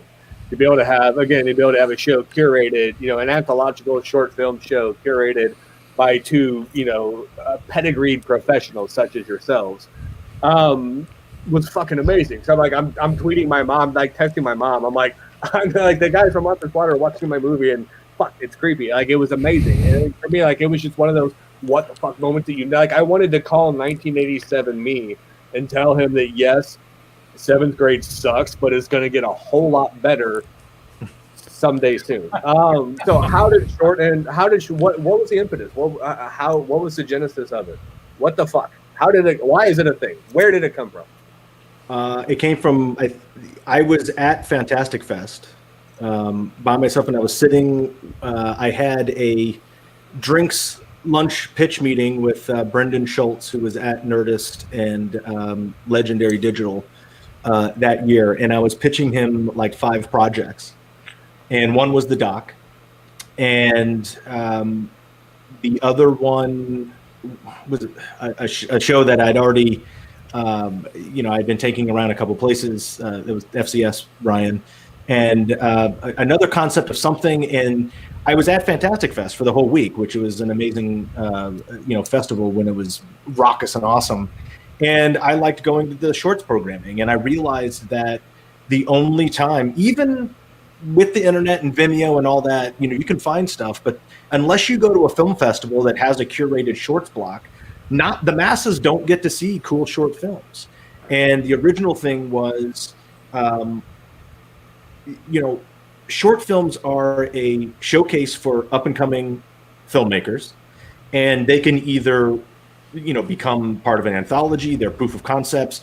And I saw the show as a showcase and celebration of filmmakers and new filmmakers. And I even had an iteration when if the show was bigger and better on a different network, that we brought in like huge name directors, and we got to show like their films or their first shorts that they made with their camcorders, which I thought would have been really cool. But I came up with the concept the morning of that pitch meeting. And of the 5 projects I pitched Nerdist, that's the one they wanted, was the one they came up with the morning of. And I said, look, and here's the concept. It's Ryan Lambert and I sitting on, like, we have a set, like we do it on a set, but I want it to look completely low budget and guerrilla. And instead of building a set, like, a couch with 2 ferns or, a typical talk show set, I want it to look like we're in the space behind someone's movie set and the stage wall. And that's where we're shooting our show from. And we want it because that's where we all start. And we want gear laying around and all this shit. And they ended up putting a budget behind the stage build and made it kind of more cinematic and artistic. But Ryan, once they kind of wanted that show, I did the deal, and Ryan and I got to work with Ben and those guys, and we went and we started curating shorts. And I saw that show, to answer Jason's second half, going for a while, and I saw that it had legs because there's always shorts every year that are coming out. And I knew if we got the show a couple episodes out and a couple seasons in and people started talking about it, the main thing that we wanted, because Ryan and I talked about it, was we want short filmmakers to know that the show is out there and appreciate or want to be okay being on the show. And we never really knew that, when people actually knew about the show because no one saw it. And but we certainly appreciate when filmmakers like Jason and other people came to us and was like, no, you don't understand what this show, this was awesome to have an outlet for this stuff. And we liked being showcased. But what I really wanted was short ends, and I'd love to get the show back. I've been in, they own the show. When you sell them, they do their deals like that. You can have them back until you work out a deal later. But the network died. Their pay channel was, didn't work, and all their programming stopped. But what I wanted Ryan and I to do eventually with short ends is just go year to year. And I wanted to travel around and brand film festivals as, hey, Fantastic Fest, because Fantasia wanted to do it. And we were going to, we did it at Chattanooga one year where we actually branded their shorts block and we hosted it, and we would do the show on location or remotely. And which worked with technology and web series, because you could have your recorded shows, but then have live shows every once in a while, or special editions. And then my ultimate goal with short ends was for Ryan and I to be in a cube production truck with the back gate open and down and the side door open, and we're sitting in a production truck with 3 or 4 chairs and 2 cameras going on a snowy street in Park City, and we're doing our show during Sundance out in the street. And that's where I really wanted short ends to go at one point. Then we could have gotten it there, but we ended up on a network that didn't last, because that kind of subscription service on the lower content level didn't pan out for most over the tops. But Ryan and I enjoyed the shit out of doing that. I mean, we had some What did you do that for? I'm enjoying the shit out of Ryan's cigarette. I'm just gonna say that right now. Ryan, what did we do? We did 22 episodes. I think we did 22 episodes total, and we showed 84 short films. Wow.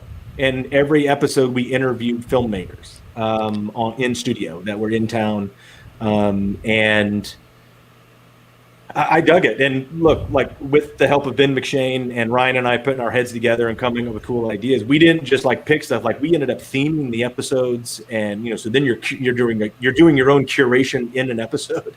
And like we had I think we had a clowns episode,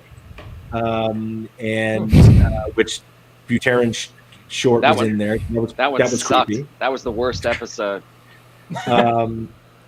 The other clown one was awesome too. Which it was the Cookie. If anybody ever saw Cookie, it was about this cookie jar that's shaped like a clown. It was creepy as shit. Oh yeah, Ryan liked that one. But the little girl in that was awesome. Giant dick holes. But yeah, I think we had friends on there as our guests, like Chelsea Peters. Chelsea directs horror films, and people like Jason and Chris Moore from North Carolina as well. And Knob now Goblins was on there. You had Nobby. Knob Goblins was on there, and I am now. Ryan and I are still friends with some of the filmmakers that we did not know that we met through Short Ends when we curated their short. And I think that's rad. And, lo and behold, I ended up being on a jury for Popcorn Frights, which is a festival in Fort Lauderdale that the doc was in a couple years ago, and they're awesome, Igor and Mark. And I got to be on the jury for the shorts. And one of the guys that was a part of one of the shorts that I actually voted for to win an award was Jonathan Cortes, who I met at Fantastic Fest, was part of other stuff that we've had on the show. And it's just this small world, no pun intended, with short films. But I like being a part of it. I like being in that orbit. And Ryan and I love the creativity of those people, whether we're acting in them or we're curating them. And I thought we had a blast on that show. And to answer long-windedly as I am, the last part of Jason's question, I'd love to continue to do Short Ends, to just find the outlet or the network or the web channel or whatever. I think we could totally do the same thing again. Well, this question could be an entire episode in and of itself. But I mean, just from being an independent filmmaker and knowing what goes into it, from being on the film festival circuit, and people are like, short films, what's that? Like, I mean, a lot of people, the mass movie watching public don't really know about short films or the independent film festival circuit, or why it's a thing, or why would you do that for no money? Or it's sort of a perplexity which I don't have an answer for. But to be able to have a show, to have a series like Short Ends, where it gave a spotlight to those independent filmmakers, much like what my indie production does, much like a lot of people that are watching and chiming in with the questions do, that shine a spotlight on people who otherwise wouldn't get the attention in a massive, huge, fuck all ocean of proliferation of movie makers and music makers and everybody else like that who wants the attention, who has the money, who has much bigger budgets than you're ever going to have, to be able to get your short film on Short Ends and to get the attention of people who are curating an anthological episode of a show like you and Ryan. Well, and to be able to have that, I mean, as personally, it gave me a sense of validation. I mean, if I don't ever do anything else above that, I have that, and that is amazing. Well, no, and again, I mean, where do you find validation in a short film circuit? My short film's on Amazon. You can watch it right now. That's great. You can watch my short film on YouTube, and no one's ever going to make a fucking dime on it. So it's like, if you're in it to make money for the notoriety, it's not going to happen. If you're in it to make art and try and make the world a better place, you've got options. But, to be able to have a professional validation like Short Ends was amazing. I'm pretty sure Ryan right now is texting me his 50 Shades of Grey script that we're going to reenact later. I don't know what he's doing. He's very glued to the phone right now. Well, I think that's a good point that you're making about I like the validation of it, because we actually showcased it, not just showed it. We showcased it, and we talked about it, and we talked to the humans and about the humans that made it and about the process. And one of the things that Ryan brought to Short Ends that was, even better than, some of the, original concept was he wanted to get into the actual mechanics and like what they were thinking, what you did it on, and how did you overcome this obstacle, and how did you do that? Oh, I think that's great. I loved that part, and we worked on that. The problem was we only had so much time, and even in season 2, we crammed these out. It was like, let's get into the filmmaking aspect of it, and I think we kind of skated away from that a little bit just because of that's the way the network wanted to go, to kind of be more popular, different in a little of these on these shows. And Ryan and I lamented a little of that, in private. But the difference of what Jason was saying about showing and showcasing and celebrating, like, look, shorts are getting a little love now. Like Gunpowder and Sky, the studio, has Alter and they have Dust, and that's awesome. And even Dust is now like they're licensing that material to cable affiliates, and you can watch these shorts. But all you're doing is watching these shorts, so it's like just like a YouTube Next Up video type thing. And yeah, that's great, but we don't know who made it or why they made it or how they made it or see the faces of the filmmakers or talk to the people in them.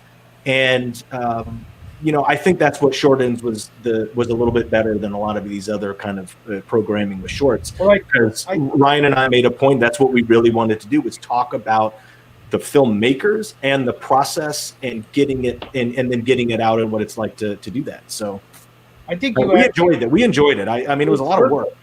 But I think you went full circle into you talking about the idea that if you don't have a voice with social media, one of the points you were making, and we were talking about critics and social media, is the fact that you guys were giving some platform of validation, legitimacy, and heightening their the perception of their own skills, and much less to an audience. It gives these different voices that would be nothing but pablum in the studio committee making world, where a script goes through some process, and it's like the script Running Man was notorious for that. It still hasn't been made. It was an inventive concept, and it sold for $1 million for Brian Helgeland, but they never made the movie because so many committee members got in there messing with it, and they literally came back full circle to the original script.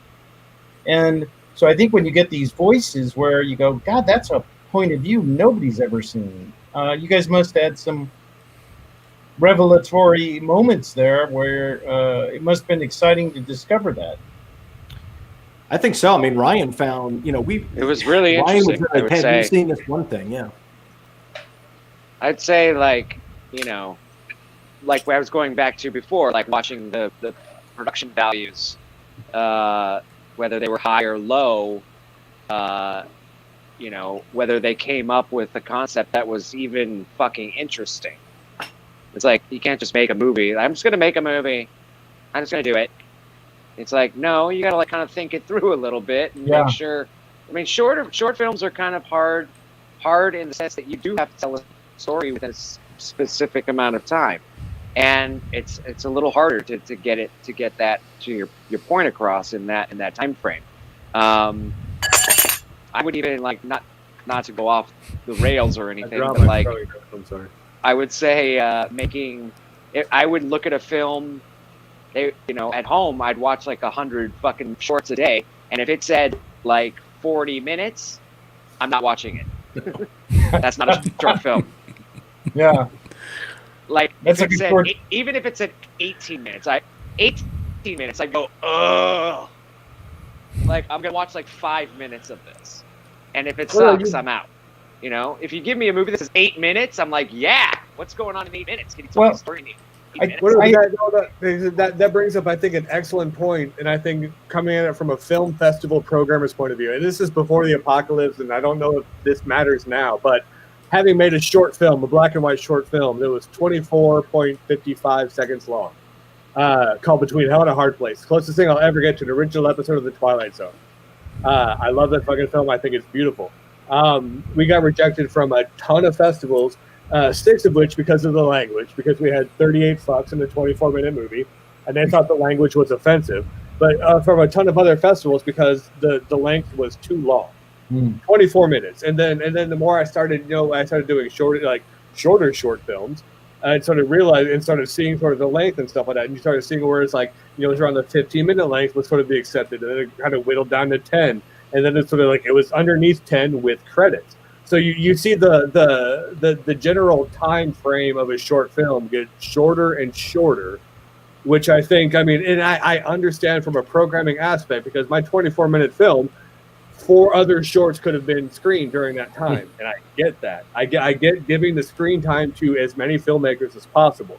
But to automatically discount a film because of the time length, I don't agree with either. But then, it's not about making that one filmmaker. So it's like there are so many different considerations to kind of pull into that. So it's interesting to hear that as curators of an anthological show, to where it's just like, these sort of time limits like for short films. If you're above 15 minutes, nope. And I think about all these filmmakers who are paying out $5, $10, $15, $25, $35, $45, $75, $125 fucking dollars to submit your film to a film festival, on the off whim of a chance that the people who are watching it are in a good fucking mood that day, will watch past 30 seconds, will maybe watch the entire thing. Fuck, they might actually give you feedback and criticism on it and stuff like that. But you shell out, from the indie filmmaker perspective, you put all this money into somebody, for the love of God, hoping that they get what you were trying to make, or what you actually made, that they get it, that they latch onto it, that they like it, that they give you 5 fucking stars and write something about it to get your film to the second level. But to see the time frame get shorter and shorter for these films, do you think do you think short films getting shorter is a good thing or a bad thing? And do you even think short, is there a short film and medium film? I think it was mostly my reaction to like a 40-minute, even 25-minute film while I was helping curate Short Ends, was that it was too long for the actual show. It's like, that's taking up like half of the time of the show that we want to make. So I was like, we need more films in an episode. So, and we're gonna do stupid bits in between. Andre and I are gonna dress up like the characters in a film, and we're gonna do like a little bit. We're gonna interview the filmmakers themselves on one of the films, and then you guys didn't dress up we for just me, had a special guest on. So we only had an allowed amount of time. What's that? So that the people submitting didn't really weren't smartly submitting, because the form and function of your show and its time limits and its format, they just actually were. Well, it's like saying, "Hey, you guys are doing a horror show. Hey, can I submit my festival? I'm submitting my comedy." It's like, well, dipshit. Well, you're at the wrong place. Well, what was the submission process like for Short Ends? Well, we also searched for stuff ourselves. So we would go out and like look at various films on our own and then approach them. That was like kind of to start out. But there was a lot of submissions as well. But we were actually trying to get to a point when it was like kind of become maybe like a prestigious thing, where like then we wouldn't have to go searching ourselves. It would just come to us. But we were going out and looking for our own things too. So I was watching films that were 40 minutes long because I enjoyed them. But I was like, this just isn't right for this show because it's too long. If you can tell a story in 40 minutes and it's amazing, that's great. If you can tell a story in 8 minutes, you won the game. That's fucking hard to do. So, 40 minutes, just do another like 45 minutes and you got a feature. Just do it. Or 25 It seems like it's almost like a waste of time. Right. No, don't be one of those like, if I get to 70 minutes, I can quit. No, fuck that. Go above. I think the longest single one we did was, and only because it was genius and funny as shit and well acted. We actually had a whole episode that was just filmed by this duo called Chris and Jack. And they have a YouTube channel, and they did like a year where they made a movie a month, and it wasn't sketch comedy; it was actual shorts, and they did one a month. And they're both actors, they're both performers, they're both filmmakers, and their shit is funny.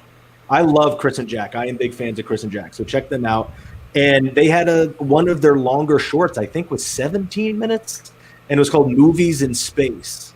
And it was, to me, it was hilarious. So, subscribe to Chris and Jack channel, or go to the thing and watch their stuff. And so instead of having 3 or 4 different films from different filmmakers, we had 3 or 4 Chris and Jack only. So they had their own episode because they were this prolific kind of comedy but duo. Like they did a James Bond spoof, which my favorite movie there is called Perfect Timing Villain, and it's fucking genius. It's so funny. And it's inside of a Bond villain. Like shoot, they break the fourth wall. It's just hilarious. And but Movies in Space was funny because wasn't the guy that goes to another planet and he gets hooked on the drug of the planet. It's really funny. And that was too long for the show, but we knew it, but we made it work. But that's what I like about Celebrate, like Chris and Jack. We get to see cool stuff by Jason Buterin, Chris Moore, we mentioned, Ryan Shovey, Chelsea Peters. Ryan, what was Joanna's last name? Damn it, Joanna, that did kind of like the Xena sword thing. Fighting. Oh, damn, that was good. Joanna. I don't know, but then the director's name was America. Yes, but Joanna was the producer and in it. I'm just blanking on her name. Sorry. And like I said, like Ryan Show and all these really cool people that we got to see amazing stuff. And what we wanted to see is we wanted short ends to go years and years and years, like I said, but we wanted to have a follow-up episode of someone who just got like a movie deal or released their big studio movie that we had on our show like 2 years prior or 3 years prior. That was the end goal. That was the end goal of what we really wanted to see. And say, hey, by the way, Jason Buterin just signed a 3-picture deal with Blumhouse. That's what we fucking wanted. And if we could have helped in that process, that would have been rad. So I'm making like the horror Encyclopedia Brown. Like it's gonna get fucked up, dude. It's like Encyclopedia Brown meets Saw meets Monster Squad meets fucking some shitty movie from 1929 that no one cares about. I don't know. I'm in the middle of texting Ryan intellectual intercourse and I'm getting distracted. So I'm gonna focus back on this and less on his. We're actually coming to an end because I'm not coming to shit, dude. We're gonna keep going. This is a 6-hour-long broadcast. Yeah, we have another show that begins at 11 o'clock. Perfect. Well, I mean, I'll be on it again. Own that one too. We'll just own that. We'll take that over. Just patch us in, dude. You know how this works. Push a button. I pushed the button. There's the guy who does the next show. There we go. We're on it now. Where's that dude? I don't know. Pleasure to fucking meet you, sir. That's Hello. absolutely my pleasure to meet you too. How are you, Michael? How are you, Andre? Ryan? Hey, David. Those guys are famous. So Ryan, before we kick out and let David take over the fiber waves, it'd be interesting because I mentioned it earlier. Should we tell this group of like my concept of what we want to do next year on the road thing, or should we hold that until later? Because we may get some good feedback from these guys. These would be perfect guys to know. Do it. Or do you want to wait until the next time George is on? Go for it. Maybe I think that maybe that's what it is. I'll tease. No, not George. No, I get it. I get the money shot. I want it. Joe, you want the money shot? So bad. I'll throw out the tease to get initial feedback, and then George can go into it in depth. That's what we'll do. His name is on the bill. I guess it's. So I think I was talking with Ryan a couple weeks ago about an idea. Wait, one second. Hold on. Am I on this show now? You just said the next time. You're the star. Am I? It's all you. I'll come on and talk. You know, well, I said if we come back on. If we come. What is it? Next Friday, you guys are going to be back? Are we not taking off our clothes now? Oh man. I'll tell you, sitting back in the green room watching this show for the last hour and a half, it made me realize how much I missed the America's Most Wanted. We're not. Ryan said we're taking off our clothes, so I got confused. But if we're not, I'm sorry. All right, here we go. But Ryan has a shirt underneath the shirt. Yeah. Okay. Before this gets awkward. This is any more awkward? This is a shacket. Joe, I don't gotta breathe show heavy. off my I'm not great going to take off my rags, pants. It's fine. I'm going to draw the line. Ryan is. I don't. I'm never going to get asked to host a show again. I'm a happily married man. I'm going to move Jesus to help cover my modesty. Joe, I think you need to put that microphone in Cleveland.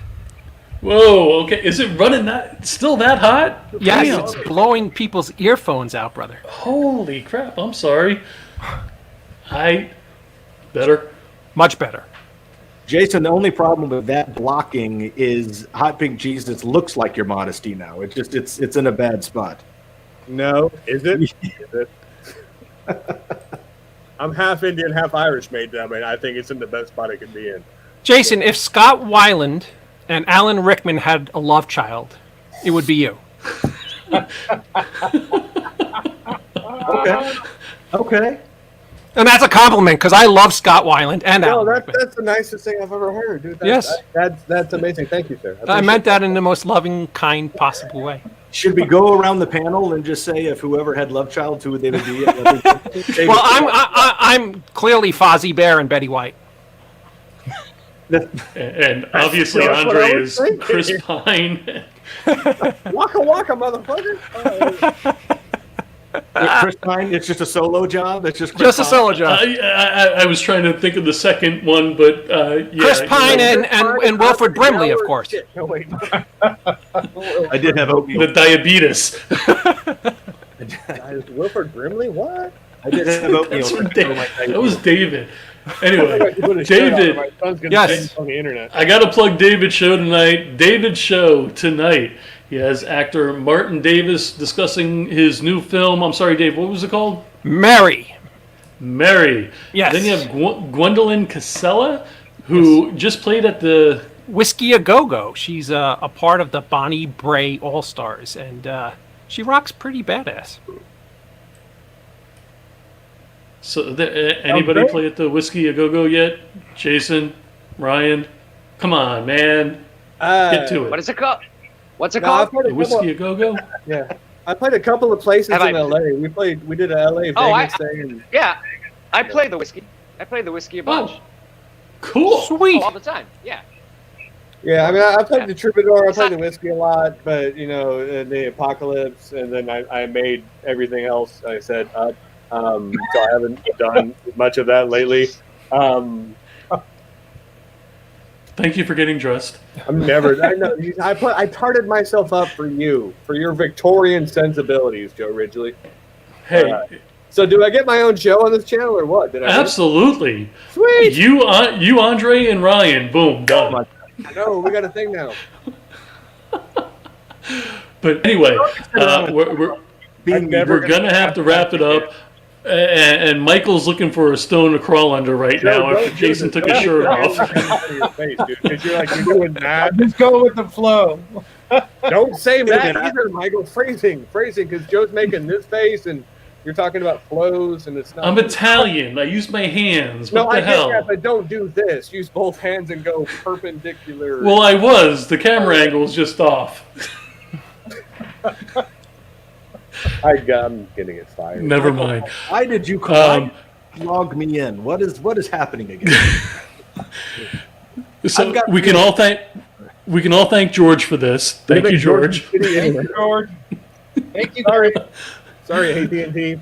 Sorry. So, Andre, Ryan, George really would like to speak with you guys again, and I'm not going to be the ass that says, "Are you available next Friday?" I am me or something. Let me know when you guys are available together. We'll get you I'm back available on. You next know our Friday. schedule. What? And you?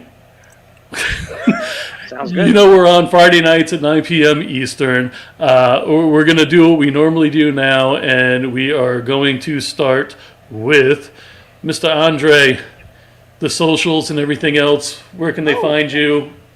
The technology whiz bangs. You can find me on Twitter at Andre Gower and Instagram at Andre Gower Official, because there's an unofficial Andre Gower somewhere. And please follow Wolfman's Got Nards at the Squad Doc on everything. And if you haven't seen it, please check it out. My man Ryan Lambert's in it, and if we're all Ryan Lambert fans, so watch him in this documentary. And that's on all the platforms right now? It's on all the platforms. You can order the Blu-ray on Amazon, and we are currently working on the international release. Hopefully that won't be too much longer now. But yeah, check out your local cable, your VOD, whatever. And if you can't find it, message us on the Tweeter, and we'll tell you where you're at, where you can find it. Talk to my dad. He'll make you a VHS bootleg copy. Fabulous. Ryan, you're next. Oh, don't make it awkward. Hi. I'm He's Ryan like, Lambert. He's not closing. He sounds like Squiggy. Hello. Hello. No, quit dancing. Dancing, damn What, speaking of, did anybody see the supercut of like 35 entrances of Lenny and Squiggy the week that David died? Yeah, it was amazing. It was So amazing. good. So good. So good. No, I don't think anybody else over here saw that. Oh my god! Yeah, it's an amazing supercut of like 35. Hello. It's No, I mean, I get it. Hello. Ryan Lambert 111 on Instagram. There you go. That's where I am. I've got somebody some take a forward other things picture of coming you? up. I got a new record coming out with my band Kill Moi. That should be out sometime in the next 3 to 4 months. I'm working on some other projects right now. I'm in the middle of writing a screenplay about bullying and childhood. So that's in the works. I've got some acting things coming up that I can't really talk about right now. And yeah, so there you go. Scooby-Dooby wow. Excellent. Guys, I really do appreciate you coming on, even though, Jason had to replace George, but whatever, Hey, I've got stuff going on too. Well, yeah, but I was going to get to you after I let these kind gentlemen go, because... I'm not important. I don't fucking. I'm happy to be here, dude. I'm like. So, hey, Jason, tell us where we can find you, Jason, and what you're doing. I'm covered in pig's blood. I just want to be asked to the dance, You actually have people complimenting you, Jason. I don't know why. I think fun show, great job, Jason. No, I don't. I'm sorry, everybody that knows me. No, I do the things. I have a CB handle at ClownKiller666. And then we do other things with tweeters and with twits. I've been called. Nobody knows what a ham radio is. Yeah, I know, it's fine. I've been called a twit and a twat. I have a face on a space, and we've done other things with instant grammar. Thank you. That's it? Well, I mean, it's just, I don't fucking matter, dude. I mean, it's all about Ryan and Andre and the other people, and you, Joe, and the brilliant other people. And well, no, not really. You really screen. I'm freaking myself out, looking at myself while I'm doing things. You really helped us out tonight. It's greatly appreciated. So let's pick on David Lee Madison. That's the name. I knew it was a three-name guy, but I think Michael. Yes. Well, thanks very much for having me on the show. Much appreciated. I'm at Facebook on Creative Explorer, Michael Mandeville, and also on Instagram, I think, in that way, and my website. And I've got a couple seminars coming up, trying to get some things with Netflix going here, but I think there's a bit of chaos still reigning supreme around here as far as the production going up and down and up and down. So I'm now looking at Australia and Morocco as some possible shooting. So watch out for spiders. What's that? Watch out for spiders. Massive fucking spiders in Australia. Spiders, snakes, like fucking Rhodesian Ridgeback sized spiders. Like the most dangerous continent on the planet, apparently. I don't know you biblically, but I dig your background and your study. I don't want you to get eaten by a fucking spider, so I just want to throw that out. And Michael, you have like 14 Instagram pages. Which one is it? It's Spider Lover, Creative Explorer, Michael Mandeville, or Mickey Blue Eyes. It's those. Okay. Excellent. And you know what? Joe, I just wanted to say. I was going to put you on the spot next. No, it's okay. It's okay. This wonderful train wreck will continue in 3 minutes at the top of the hour at 11 o'clock. It may be a minute or two late. Joe has to go make a wee-wee. I promise. And there'll be even more carnage and horrifying events at 11 o'clock. So tune in. All right, so I am going to drop everybody out now except Jason and I. Everybody, again, thank you very much. Andre, Ryan, again, you know the schedule. George really wants to speak with you guys. He had like this whole thing planned out. So again, I do apologize about that. Jason, you were friggin' phenomenal as a guest host. We greatly appreciate it. So Ryan, Andre, we'll see you guys next time. Thank you again. And then Michael, we'll see you next time as well. Oh, good seeing you. Also, see ya. Oh, he already went. Okay, I'm here with David. strangers Oh that wait, you sorry, know. Scott. Bye, Scott. I hit a wrong. I guess I'm a top I hit a wrong button, Scott. Sorry, brother. It's a good thing he wasn't picking his nose. Yeah, Or naked. Or naked, yeah. It makes me a top, and then he's a bottom. And then It was actually a pleasure to meet you, Jason. I hope to befriend you on Facebook. that would be fantastic. We should have tacos together while drinking coffee. But not Absolutely. Because that's weird. I'm gonna shut up We'll now. see you in a few, Dave. David, I'm going to need like 5. You got it, pal. Thanks. Like three All right, and I mean, right afterwards. thanks for hosting, Jason. There's people that's saying it. I can't get all to all the comments right now, but greatly appreciate you freaking coming on tonight and Oh, thank you, sir. It was taking the reins and just rolling with it. It was definitely a pleasure. Any closing remarks?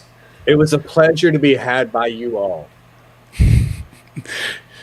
And if you missed him taking his shirt off, go back Yeah, I'll do about it again. 15 Fuck, minutes. I don't care. We got like 10 seconds.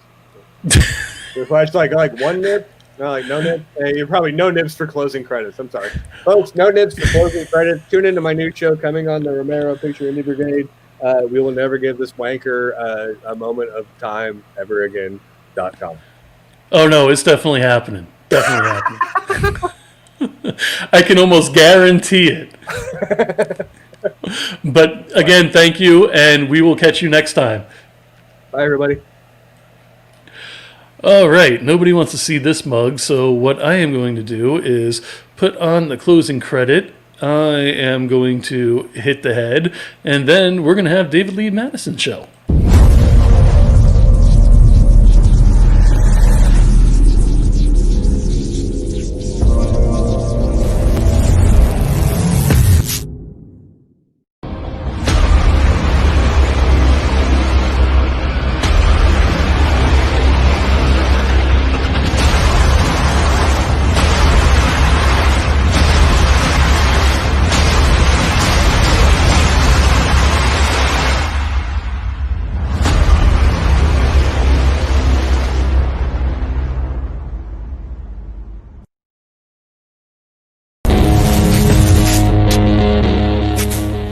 To be an indie means we buck a system that doesn't want us. To be a fringe filmmaker means we don't do it for them.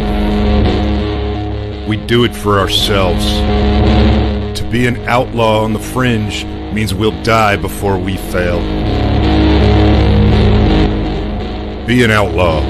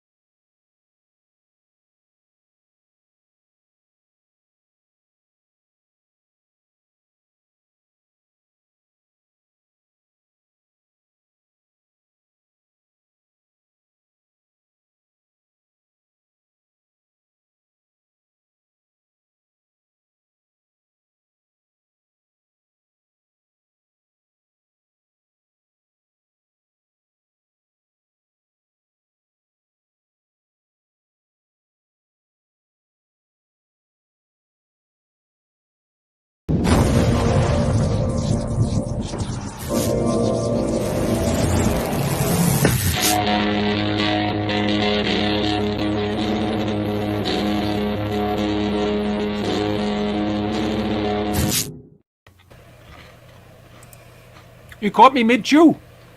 With the Pringles again? Yes. Damn it. I never get my hand stuck in the canister, though. How the hell? Do you not like Pringles? No, I like Pringles, but I mean, I get my hand stuck in anyway. How are you, my friend? Busy night. Yes. Fun night. Hey, Sean, how are you? I hope your hand is healing well and that you're off playing with your wood. Pun intended? No pun intended? I'm not sure. It's still early. I guess pun intended. That was a very informative show. Fun times. Thank you for joining in at the end. Oh, my pleasure. Your mic sounds much Much better? Yeah. Okay. It's that far away. It was funny because it was really, really, really loud. And now it sounds much better. And whenever George is on, he always tells me that I have to bring it a lot closer in. I'm wondering if there's like a conflict of, who knows. Maybe it's a setting. Switch you over here since you're the host. And What? I'm the host? You're not the host? You're not the host of your own show? It says David Lee Madison's the end of the night. I'm a guy who sits here and eats Pringles and listens to you. Nobody listens to me. Because That's you're my the kids. coolest. So, what's going on? Anything exciting? Anything exciting? Well, you usually have a few things to show, I'm underprepared. but you're still tonight. eating Pringles. Please forgive me. I only have one left. You want to hear a weird thing? As long as it's not you eating a Pringle. I only have one left, so don't worry. It'll be over soon. When I have a headache, if I eat Pringles, it feels better. What do you make of that? I have a mute button so I don't have to hear you chew. You still hear me chew? Well, I could. So, everybody out there, how's my new microphone sound? Do you guys like it? There's never one Pringle. That's true. There's never one Pringle left. So, David, usually you have something exciting to show us at the beginning of a show. Ladies Something and gentlemen, cool. never before seen on the air, on any show in the history of time, I want to introduce you to Ultra Duster can of compressed air. Wow. You don't always get good compressed air like that. Thank you, Matt Staley. Sharing is caring, apparently. Thank you, thank you. She looked like Dr. Evil. Yes, I'm going to kill you. $1 million. She may if you keep eating Pringles on the air. She's a... Oh. I'm in a weird mood. Stop with clips. We are fasting here. Oh, Clips, that says chips. Oh, whoa, Jesus Christ. You know, I might actually be having a stroke tonight. We might get the best ratings in the history of this network. It would be a Dave Madison stroke exclusive? A Dave Madison stroke exclusive. Oh, Are you going to huff the air? Isn't That's that a valid whipped question. Isn't that whipped cream or is it this stuff? I'm assuming it's multiple things, but, I have you no know. idea. Oh, Let's see. David Lee Madison, End of the Lane. I started watching RPIB because of David and having Jason on tonight rocked. I am blessed to say I have had the pleasure of having conversations with these folks. Right on. You have my deepest sympathies, Jeff, that you actually had to spend any time with me. Snort the entire can.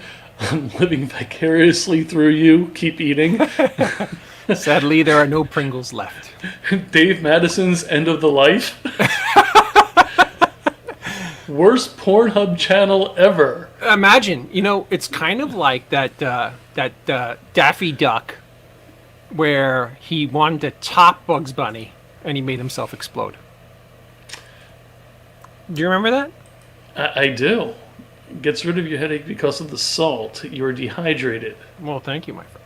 And that's why he's drinking Powerade. Right on. Dr. Jeff. Who's actually a very, very talented actor and just an all-around great guy. Who's that, Jeff? Yes. Cool. So, Mr. Ridgely, is my first guest in the green room by any chance? He is. And he just gave me the thumbs up, so if you would like to introduce him, please. My first guest, this poor bastard has actually known me for over 20 years. 20 years, Joe. And he still I'm sorry, Martin. And he still talks to me. All kidding aside, Martin is a great guy and a really terrific actor. And without further ado, ladies and gentlemen, Mr. Martin Davis. What's up, folks? How How are you? How are you, Martin? I'm good. See, I got to sneak when I talk to you because I always told my wife I stopped talking to you 10 years ago. Oh. So right now I'm hitting in a basement saying, no, I don't know Dave Madison. I haven't seen him 10 years, hon, I swear. You know what's funny? That seems to be a reoccurring theme with most people I know. Yeah, you know, once our significant others meet you, they go, I must have married the wrong guy if you're friends with this guy. Nah. Dave and I go way back in the security days when I was like a vice president with a security company. This whole acting thing's only 2 years old, Dave. You know that. Yes, Mr. Davis was at one time my boss. I remember Martin actually and I were in the world headquarters of Kraft Nabisco on 9/11, and we were watching in a command center as all the things were unfolding throughout the country. And the scariest thing about the buildings that we were in that day was that they were both, if you looked at them from space, looked like X's, like they were like X marks the spot, as you were called, Martin. Mm-hmm. And they were right next to Nike nuclear missile bases. Well, never forget, one of the first things I said when the first plane hit, I'll never forget, I said, who's the idiot that flew into the building? Right. I'm thinking, I never would have thought it was an attack. I just thought it was a pilot error. There was some bozo that ran into the building. And then when the second one hit, that's when we knew, yes, it was. Yep, and we watched, there was rumors of the Lincoln Tunnel having bombs in it, and it was an interesting day. Yes, but on to more fun stuff. Yes. Yes, Martin, call me. You tell me all the stories about David. I got plenty. You know, one thing people can never say about me, Martin, is that I'm not memorable. Yes, yeah, and you're never boring. Yes, indeed, yes. All kidding aside, Martin, I know you now for a long time. I know that you're a smart guy, and I know that you're a passionate guy. What lit this fire for you to become an actor? Yeah, I got to tell you the truth. I have a 9-year-old son who's been acting since he's been 4 years old. So taking him around, Dave, to all these different auditions, watching him do filming, watching him on these sets for Land's End, Kohl's, Meyer, Target, Little Nike, and then watching him do stuff like Chicago Fire, Chicago PD, The Chi. You know, next thing you know, I said, I love this. I'm going to reinvent myself once I kind of retire from security. I think I want to try this acting thing. Mm-hmm. And man, it's taken off. My wife cannot believe, Dave, how busy I've been between commercials, independent films, short films, voiceovers. I have a beautiful career doing voiceovers for people. It's beautiful. And who inspired you? I mean, do you have any actors or any teachers or anybody from your past that inspired you to become an actor or to become a filmmaker or somebody who inspired you to do voiceover work? You know, I've always been a movie buff, man. I mean, I love people like Denzel Washington, Robert De Niro, Forrest Whitaker. I mean, there's so many that I can name that have inspired me throughout the years. But it was always just as a consumer, as a watcher. But now that I'm actually doing the craft, and I've taken some classes with a gentleman by the name of Joseph Perlman, Max Arciniega, who was in Breaking Bad and Better Call Saul. awesome teacher. So I've learned from a couple of folks out there that have really taught me the craft and how to hone in my skills. And I tell everybody, Dave, being my age at 55 and taking all those life experiences, there's nothing I can't do. You need me to play a good cop. I know I've met good cops. I know how to play it. Need me to be a bad cop? Same thing. A doctor, lawyer. People look at me sometimes, Dave, I swear, and they say, you can really do anything. You could do drama. I've done comedy. This is a blessing. And some people say, why didn't you get into this years ago? I said, I don't even know if I would have been as good years ago. I don't know if I would have had the life experiences to what I used to adapt and bring to set now. I probably wouldn't have had that 30 years ago. Now, I could attest that you actually had some very interesting life experiences. And with that being said, you're also, as I recall, because almost like 20 years ago, I think I did a music video for you. And you were, and still are, a very accomplished musician. Yes. What are the differences between music and acting? You know, music, I was always behind the scenes. If you recall, I was always basically producing and writing. So I could just be in a room by myself, laying down tracks, writing the lyrics, and then let whoever was performing the track and singing the song or doing the rap, they were out front. So I always kind of played the back seat. So being a musician, that was definitely not in the limelight. Like you would know that I did it. Maybe a few people kind of know what I produced, some dance music back in the day or whatever. But now I'm in the forefront. I'm in front of the camera. So a lot more recognizable, a lot more exciting. But you know what I have to tell you, doing music helps me tremendously in voiceover because I learned how to cut waves and do audio and all that doing music. So now I had the studio, I had the soundproofing, the mic. It was easy for me to go in and start doing these vocal audio clips and then pasting them and cutting them and merging them. And it was almost like I was built to do it. I didn't really have a learning curve like some actors that try to get into voiceover. For me, it was just a smooth transition. Do you act out of passion? Do you act out of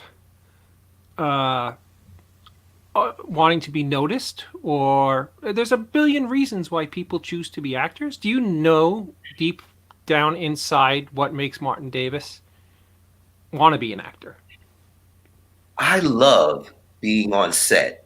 I love being able to transition into a different person. If I never got famous, I still enjoy waking up sometimes at 4 a.m. for a 5 o'clock, call time because I love the job. So, when you love something, it's not like you're working, bud.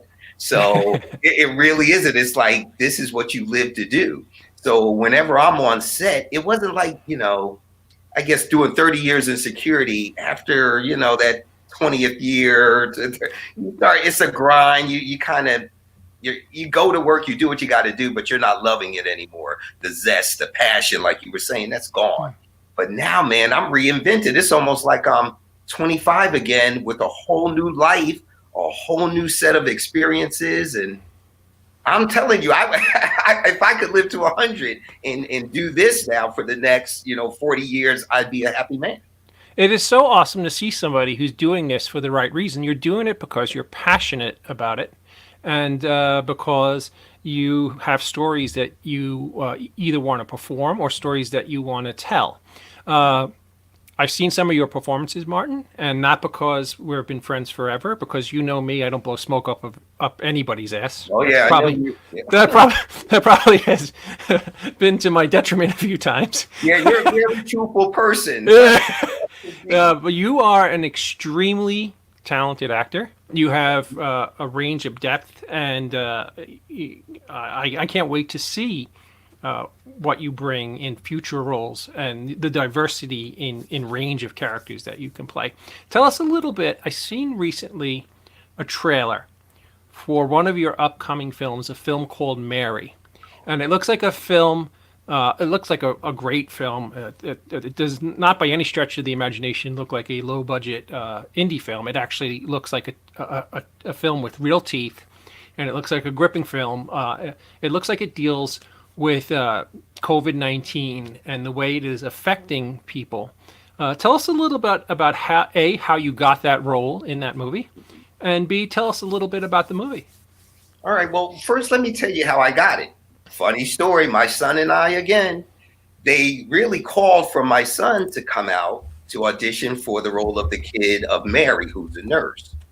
So I bring him in, and one of the directors looks at me and says, "Man, you look familiar. I think you act also." I said, "Yeah, I dabble in it." He said, "You mind? You want to read for the father role?" I said, "Right now?" Dave, yeah, man, right. He said, "Right now." He said, I'm asking this thing. I want to, see what you got because we need to put it together. He hands me a piece of paper. I look at it maybe a minute, and then I do my thing.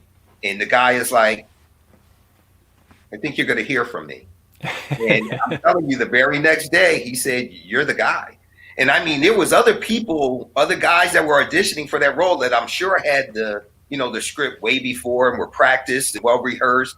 But he said there was something that you did when you were talking to your wife about, and I'll tell you, the movie is about being married to a nurse that goes to work every day around COVID patients. And then she's coming home to myself and the kids. So of course, I'm nervous. I'm scared. I don't want her bringing it home to us. And, it's just, and I understand what these families must be going through, because I can't imagine in real life my wife going every day to deal with people that have COVID and then coming home.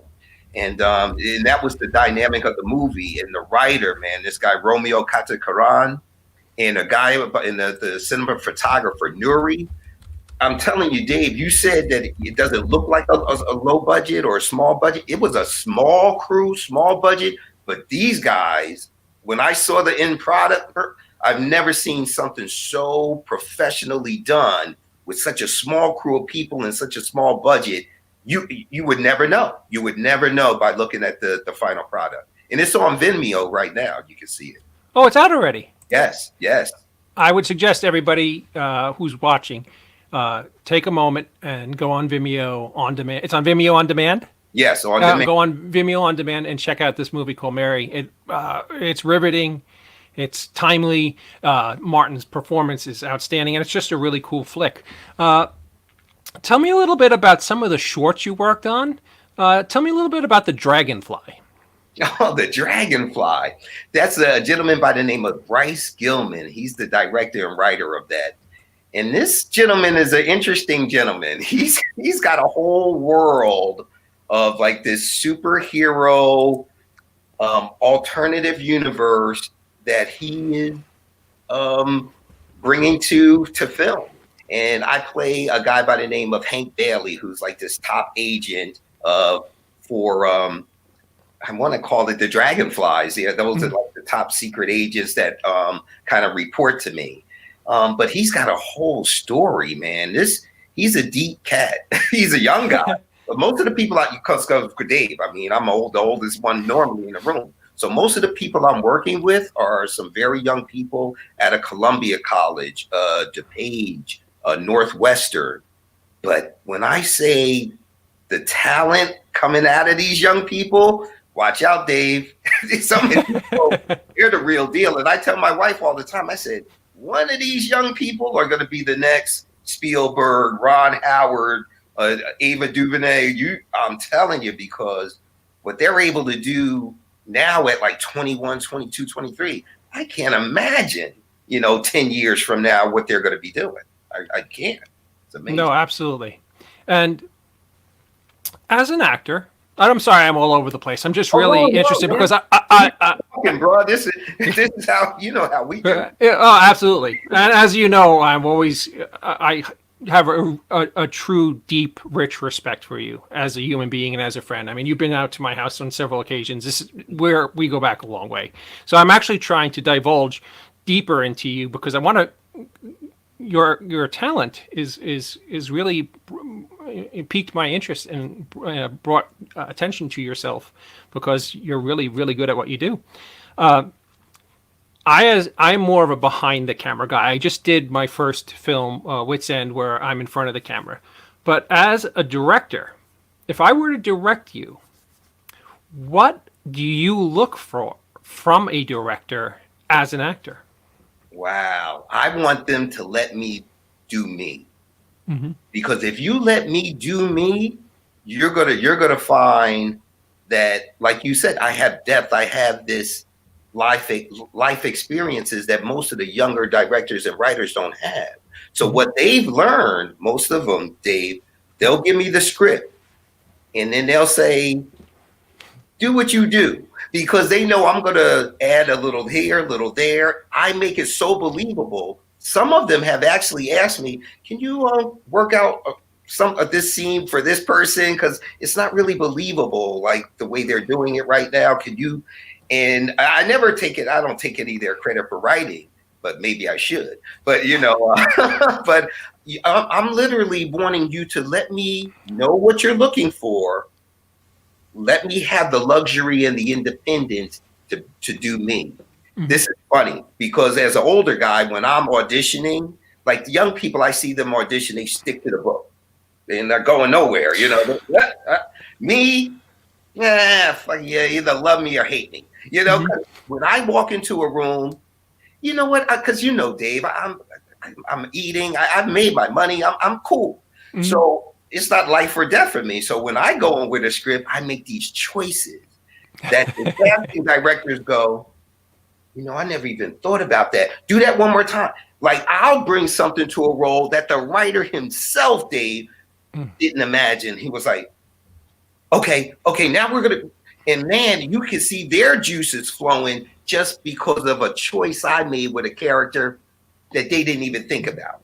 And that's beautiful. When that happens, I'm like, I got him. So I already know I'm going to get the call because now I've already not just piqued their interest in me as an actor, but now I've even given them some, I guess, more flavor so that they can expound on the project itself. And that's really cool when that happens. It's absolutely awesome. You have another motion picture coming up, I think, called Heart of the City. Am I correct? Yeah. Heart of the City. I play this kind of broken down but experienced cop. But of course, I don't make enough money as a cop, so I kind of go, how they sideways, sideways a little bit, and I get in with the wrong crowd. But of course, that's cops. Unfortunately, we don't pay some of them enough, and they have to go sideways and do some stuff that they really shouldn't be doing. And that's kind of what Heart of the City is. But man, the actors that I'm working with and now this guy's like 20 years old. Jehan Patterson, the director and writer, young brother.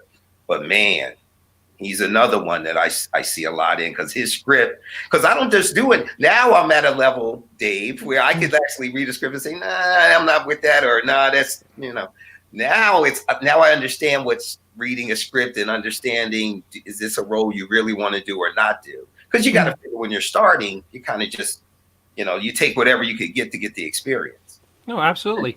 And is there, go ahead. is, as a working actor, what advice would you give to young actors out there who either want to work in independent films or even try and dip their toes into mainstream films? What advice do you give them trying to get their foot in the door? My main thing I've always say is stay ready so you don't have to get ready. That's number one. And number two is no one can do you like you do you. Don't walk in a room trying to figure out what the people casting want. Because you'll never know what they want. You got to come in and do what makes you feel good, what you can deliver passion and pride in. Dave, true stories.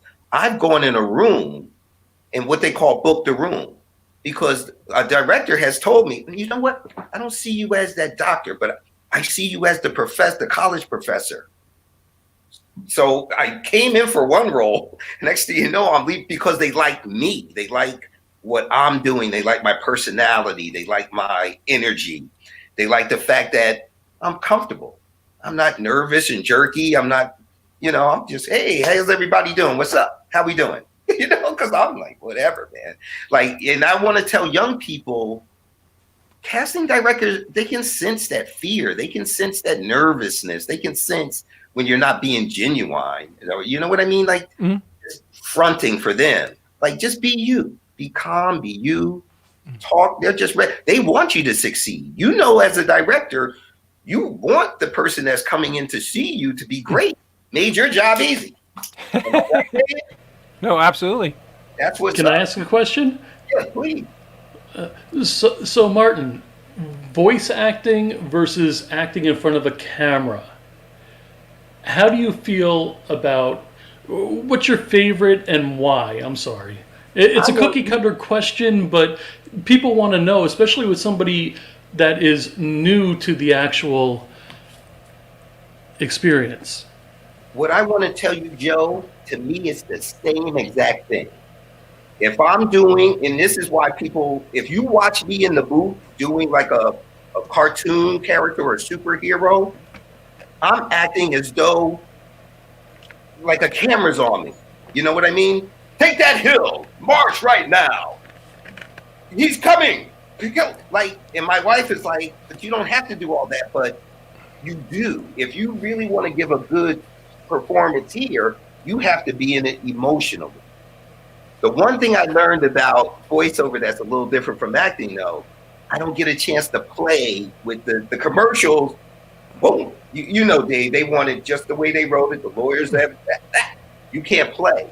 But what I like to do is when I do the games, like, those games that you do, and you're just like the hero, or whatever, armor knights in shining armor, and I want to do that. And then I can play with it because they don't mind. But the commercial people, they're like, nope, don't. But they love the voice, but they make sure you do it pretty much, and your timing. Like if it's a 30-second spot, no 31 seconds, 32 seconds, it's got to be. So that's what I learned. That's the difference between voiceover and film. Film, you can definitely be more creative. With the voiceover, you're kind of stuck somewhat in a box, especially for commercials and stuff. By the way, if Martin's wife is sleeping, she's awake now. The superhero thing is. And now she knows you're talking to Dave. You're in trouble, yeah. Martin. Yeah, hello. It's the doghouse. It's just Joe. There's no Joe.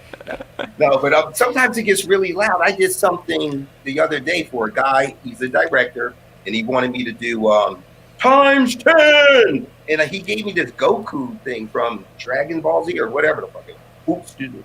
You can say that here. It's okay. Times 10. And he showed me what he wanted. And I went in there, and I know the whole house could hear me, man. He loved it. In the end, he was like, yeah, that's going to go with my logo. And blah, blah, blah.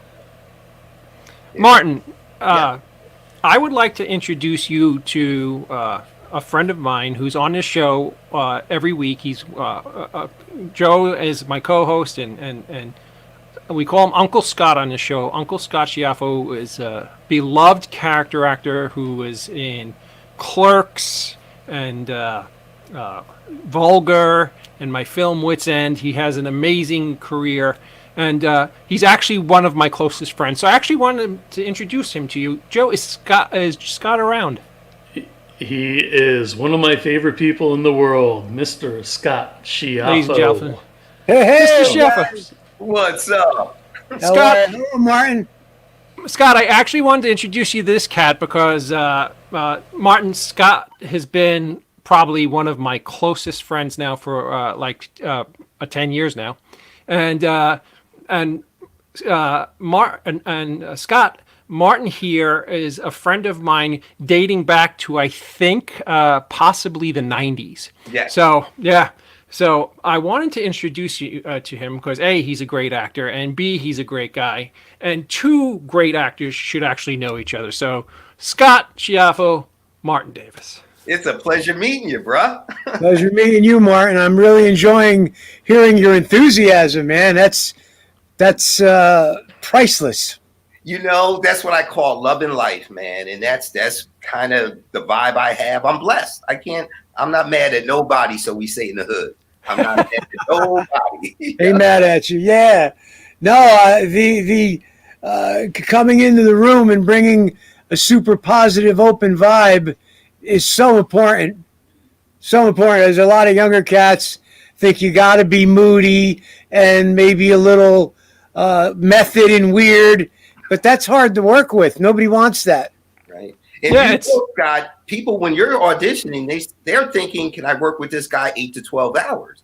Are you the type of person I want to be on set with that doesn't have a big attitude or ego, that's fun, that's nice?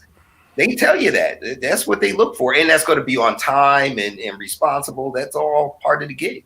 And what actors actually have to understand is that in filmmaking, days are 10, 12, 14 hours long, and you're actually only filming perhaps a half hour out of that whole 12-hour period that you're actually rolling film or rolling digital images.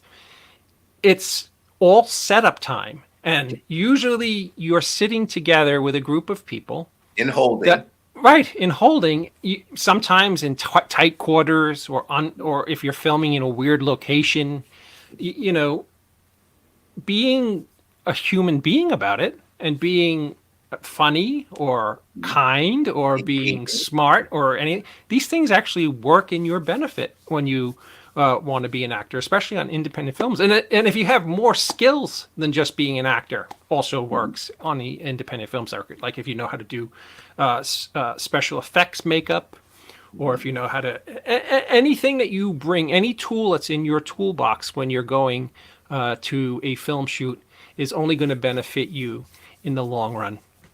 What I've noticed, and Scott, maybe you can attest to this, I'm always referred from one group to another. Like it never fails that I'll get an email or a call and they'll say, "Oh, I got your name from boom," and they told me if I needed a guy like boom. Sometimes I'm getting roles I don't even have to audition. Like they're like, "Listen, I already saw you in Dead Man's Hand, or I saw you in Harder to Say, whatever. You're the guy." Boom. And I love that. I love when a referral comes in because it lets me know that I must have done right on that last project, because now they're referring me to the next project. Oh, absolutely. That's a big part of how my last probably 20 years have been too. A lot of word of mouth and referrals as well. But that's testament to what you're saying. When you bring that flexible, malleable, creative guy who's got an upbeat energy, that's really, it's not, I don't want to say it's not the norm, but I guess it's really not, because there are so many quirky personalities in the business, right? You know, and performers are, a lot of performers are very sensitive people, and some can't exude that open, easy, friendliness kind of thing. They're very reserved, very sensitive, and so it's a challenge for them to do that. You know what I never could understand? Like, I've actually met some actors that call themselves introverts. And I go, well, how do you do this as an introvert? Like, you're in front of people all the time. You need to be personable. You need to be friend. I would think, to be really successful, but I don't know. It's just a different, some of them are a different breed. I'll put it that way. Oh, it's very true. And I think a lot of people that I've come up with were sort of in that category, and they learned how to be flexible and be a little more open. And then they would tend to just be, I'm going to say maybe quiet, as opposed to, but quiet, but not with this mysterious thing where you don't know how to approach them. Because sometimes you get that from certain actors too. You know, it's funny. I think that actors, and it's a mistake that a lot of young actors make, I think actors feel that they need to always be on, and that they have to create some kind of interesting character at all times. And sadly, that doesn't work in real life settings. If you can create interesting characters while the film is running, that's great. But in real life settings, that doesn't work. I mean, I assume that's probably what held back a great actor like Crispin Glover, who's really quirky. It definitely held back my dear friend who I love to death, and if he was sitting right here next to me, I would say it. Stephen Jeffries is wonderfully quirky, but quirky when you're in the middle of the Sahara Desert in 108 degrees waiting for a setup to happen, sometimes just doesn't always play the best. So you're probably better off being skilled at social graces and being skilled as an actor. What I noticed, some of the younger guys, they don't look like they can turn it off and on. Like if they're doing that role, they really need to stay in that role or they can't get back in. Where Joseph Perlman taught me this. Scott, are you there? I'm there. I think Martin froze a bit. We lost you for a second, Martin. Oh. Yeah, I what I was saying, a guy named Joseph Perlman taught me about something called a hook, where I could be talking to you like this, but then I could think of a guy named John Claude, and I'll turn like that to do my scene really quick like that. See, but some people can't do that. They can't. They got to be that guy all the way throughout the entire scene, the entire set, the entire day. I can do this, and then when it's time to do my thing, I use that hook, and then I'm back into whatever character I need to be. It's the coolest thing. It's funny because I was once directing a method actress, and we were doing a setup, and I went into the room she was in to see, how she was before we were going to shoot, and she was bawling her eyes out, crying hysterically. And I automatically thought, oh my God, something horrible has happened. She got a text that somebody had an accident or, something really horrible has happened. So I walk up to her, I go, are you okay? What's the matter? And she just totally deadpanly goes, oh, I'm preparing for my role. And I was like, it's just weird. Now, when I have a role where I do have to sort of tear up or something, I know how to do it. I don't like to do those too many times because then it's not as organic if we can get it the first one or two. But but you learn how to put it on when you need to, Yep. Yeah, I think there's value in however an actor has to get to where they need to go, as long as that does not off-put or offset others on the set. When somebody is so method and in character, where famously, if you don't call them by their character name, rumored that once upon a time Sean Penn would have you thrown off the set if you addressed him as Sean and not his character name. And, I don't know, some of that's just a little too extreme. Absolutely. Yeah.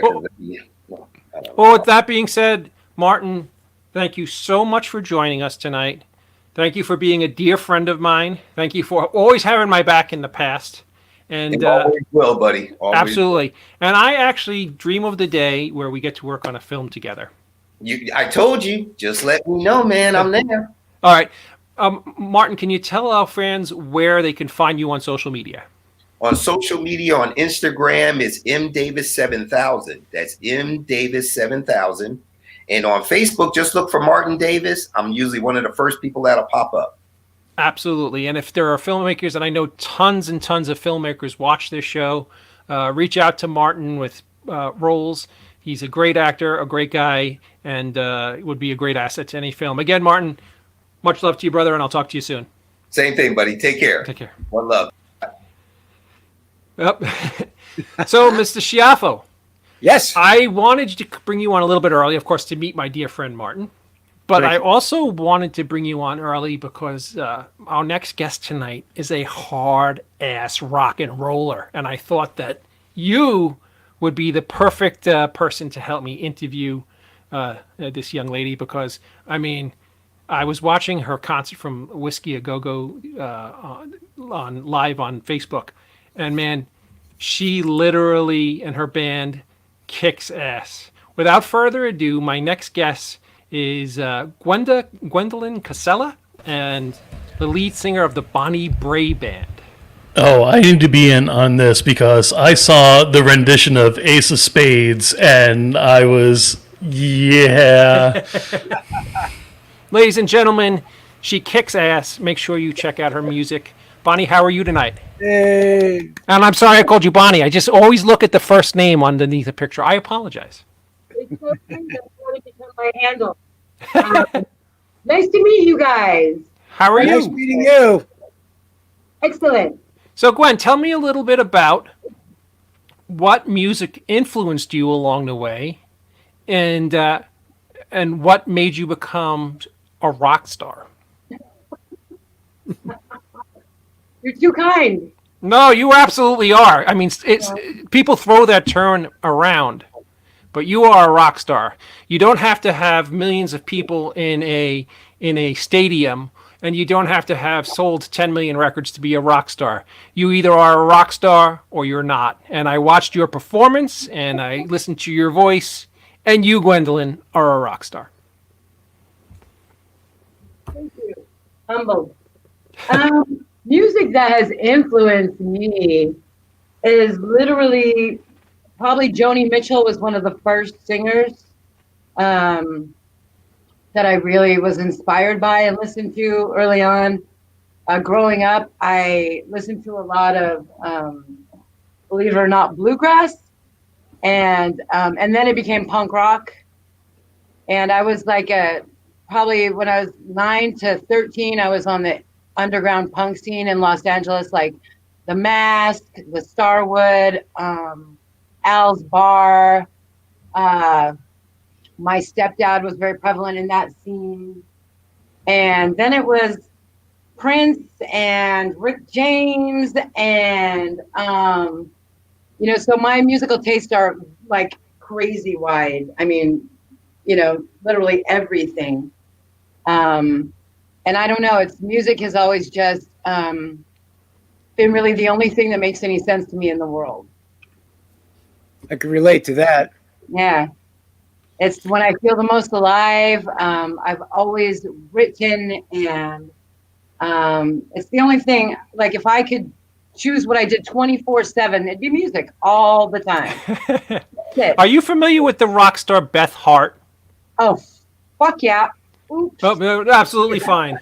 I am the biggest Beth Hart fan. She's not very famous, but she really, really kicks ass. And you are I find you to be very similar to Beth Hart. So you're awesome. Tell us a little bit about the Bonnie Brae All Stars and, how you guys came together. Oh, I love that question. So I have been in many bands my whole life, and so it actually started at the beginning of COVID-19, basically, like right about the time the pandemic started. I just ended a relationship with a band I had been singing with, and they're actually very old friends of mine for probably 30 plus years, all very amazing musicians that I played with way back in the day, and I said, hey, you guys, let's get together and let's do something. And they were kind of standoffish at first, like, nah. And finally, I think what got them, Scotty, if you're listening, or when you do, I said, bro, we're not getting any younger. And he was like, okay. And at that point, we got together, and it really was when the world started shutting down that we just started playing and just got in, and man, we just, and we got together, and so it's Scotty Carnegie on drums, Davey Levin on guitar, Darren Derby Sutton on bass, and I'm Bonnie. They have stage names, but so we started playing more and more and more. And at first they didn't want to commit, and next thing you know, we had a lockout, and we're playing every week, and we're writing. I don't even know. We've got probably 40 original songs, maybe something like that. And just started writing and got really inspired, and man, we just started hitting it hard, and the world was shutting down. And I think we were the only band that was showing up and playing all the time. Every Saturday, Sunday, Thursdays if we could. And then we hooked up with the Whiskey. I love the Whisky A Go-Go and all the people there, Jake, Perry, Luke, everybody. And we started live streaming there and got a couple of COVID-safe drive-in gigs, which are really fun. Drive-in theaters for concerts. I mean, in this day and age, we're doing we're actually doing more than a lot of bands did before COVID. You know, just because it's what we love. You know, all of us. We just. Sorry, you go, Scott. I was checking out the clips from the Whiskey, and you guys are in the regalia and the gear, almost like hazmat outfits. It's pretty awesome. And you guys got like a 335, one of my favorite guitars. I don't know if it is a 335, but it's, you know, the F Hall with the semi-bias. One of my, growing up, that was a favorite guitar of mine. But I was really enjoying the clips. And, of course, the Whiskey is deep in history, as is the Starwood. But now those shows are being streamed, and the club, what, you have socially distanced people, or is it just streaming? Cricket.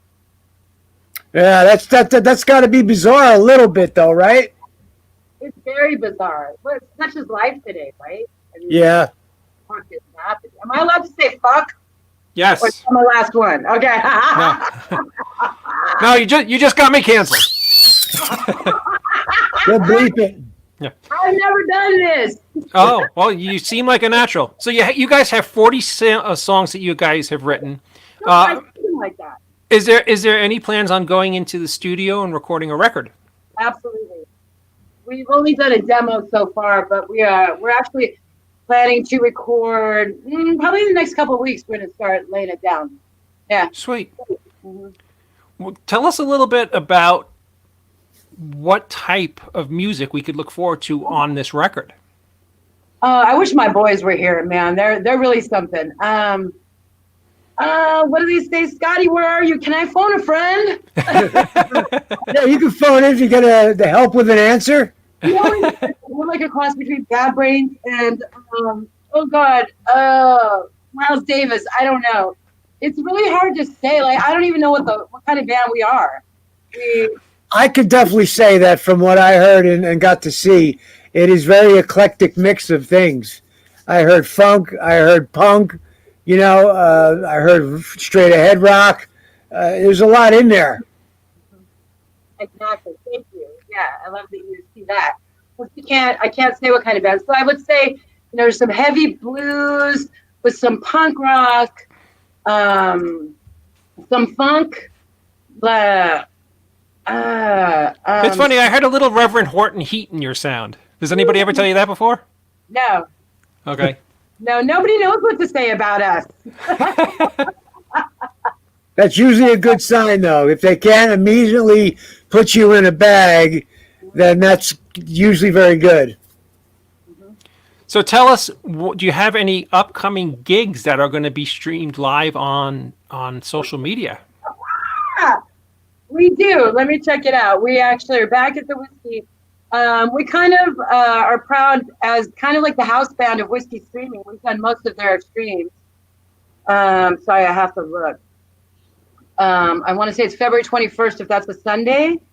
February 21st, we're streaming from the Whiskey again.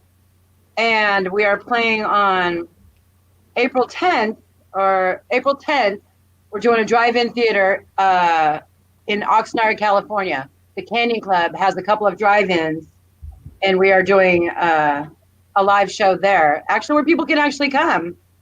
And it's actually a really cool scene. I'm really big on supporting live music venues any way that you can right now. It's really sad. We all know a lot of us are dying, you know, especially people whose livelihood is, you know, through working at a venue or musicians. So the Canyon, Lance Sterling, the Canyon Club, they're doing drive-in theaters in Montclair and in Oxnard at the Performing Arts Center. The Whiskey's doing streaming. And the drive-in theater's a really cool scene, actually. Like, there's cars, they're distanced far enough that you can sit outside of your car. The sound is amazing. They've really done a lot to keep music alive in this very dark, fucked up time that we live in for, you know, live musicians and a lot of people in, you know, all of the performing industries. So that's going to be a blast. And the fun thing about outdoor shows is, like, we can do smoke and, you know, we can get crazy outside. There's lots of fun to be had. I love the outdoor gigs. They're a lot of fun. You know, I could imagine being on a stage in front of a drive-in movie screen with literally hundreds of cars in front of me. That would be pretty epic. This is a question I've asked all my musical friends because it's it tells a lot about the artists themselves. If you were on a deserted island by yourself and you could only have one album with you, what album would that be? There's probably 3 that I'd have to decide between. Okay, go ahead. You can give us 3. It'll. Might be Pink Floyd, Shine On You Crazy Diamond, whatever album that's on. Band of Gypsies, Jimi Hendrix. That'd probably be it. Derby, did you hear that? Probably Band of Gypsies, Jimi Hendrix. What would yours be, Scott?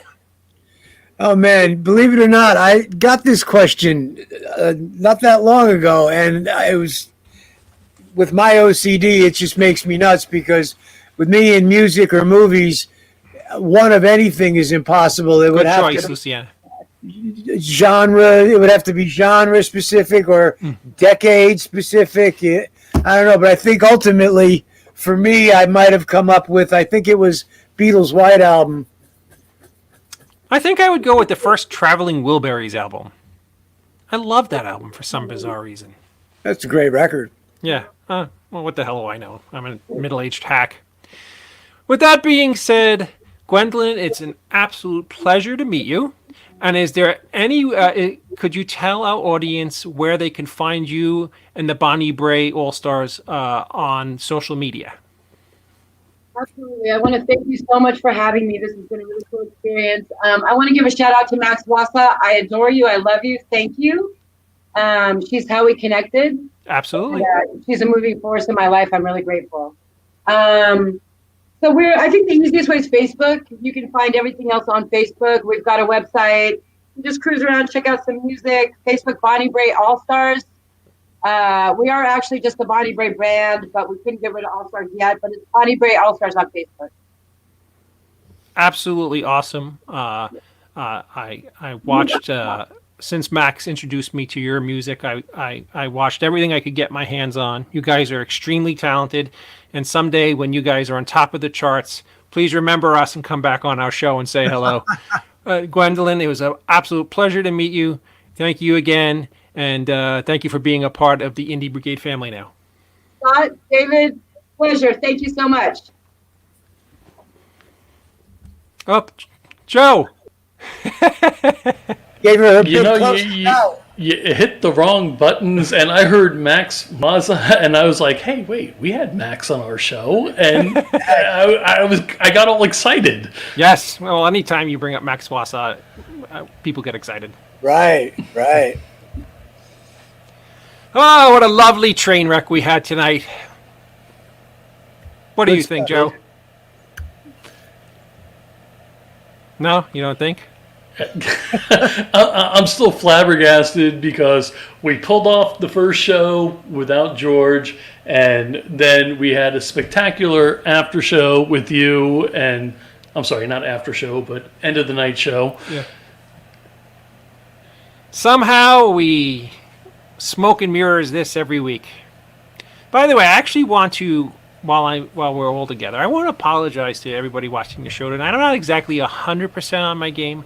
I got a wicked, crazy headache tonight, but I don't want to bitch and moan like a schoolgirl, so I'm not going to. So, write this one off. I apologize to Martin and Gwendolyn for not being super on my game tonight, but I didn't really need to be because they are such consummate professionals and just wonderful entertainers. I never would have saw that at all. Really, the Pringle thing with the salt had me a little backwards because I thought salt sometimes dehydrates, but salt aggravates a headache. Some people get headaches from salt. Well, that's true. I think most people do. Dehydrate you also. Yeah. Yeah. Well, I don't do anything the right way. What the hell? You know what's funny? I would love to have Martin on and for an hour talk about our years of celebrity bodyguarding and executive protections Oh, you guys should probably make a show of that on your own. All the stories that me and that guy could tell is actually, I mean, he's such a nice, soft-spoken guy, but he's a badass dude, believe it or not. Yeah. Oh, no, I believe it. Yeah. Especially if he was your boss. Yes. He was my boss, and I remember having to go back to corporate a lot of times because I did things in an unconventional way. But everybody who has ever needed to, things that needed to be taken care of, I was very good at getting them taken care of. So it was literally like, did you ever see the show Sledgehammer? Oh my God, I love that show. Do you remember when Sledge would go into Captain Trunk's office and Captain Trunk would scream at him and drink Pepto-Bismol and throw him out of his office and every episode tell him that he's fired and then like the next day he'd be back at work? That was pretty much the relationship Martin and I had. It was really wonderful, wonderful stuff. Oh, if you love Sledgehammer. You know what? Maybe I should give David Rash I wanted to have Dave on the show really bad. But I was always wondering that because Sledgehammer was now over 30 years ago and really never had any kind of run in syndication if people really would know and would remember that show. But back when it was on, it was hysterical. It was on against Cosby and didn't get the ratings. Was it really? Yeah, it was on. I didn't think it was that late. I thought it was earlier 80s. Oh, no. It was on against Cosby. Well, the Cosby Show started, I think, in 1983. Oh, okay. And Sledge... The Cosby Show had to be throughout the span of the 80s, right? Yep, and Sledge was on in 1986 and 1987. It lasted 2 seasons. And it was on, again, it was in the worst time slot ever because on Channel 4 was Cosby, and Sledge was on Channel 7, and Channel 2 had like Knots Landing or another show that was an enormous fan base. And for some reason, it never gave Sledge the chance to get its legs that it deserved. And oddly enough, about 10 years ago, I reached out to the gentleman who owns that property, the Sledgehammer property, and really wanted to make a Sledgehammer movie. I thought it would be this generation's Naked Gun, because if you remember, Naked Gun, the TV show, really didn't have a really big following. It was the movies that made that Frank Drebin character in the Naked Gun movies, into a big thing. And I thought that would be awesome. Well, I'm rambling again. Well, you had Get Smart also, which was, Sledgehammer, Get Smart. It was kind of... Yeah, I'm learning some new things here because some of these things got by me. Sledgehammer kind of got by me. I'm not aware of it. I have to check it out. Sledgehammer was actually so popular that Marvel Comics made a Sledgehammer comic book. Wow. When he would pull that gun out. Yes. And he was a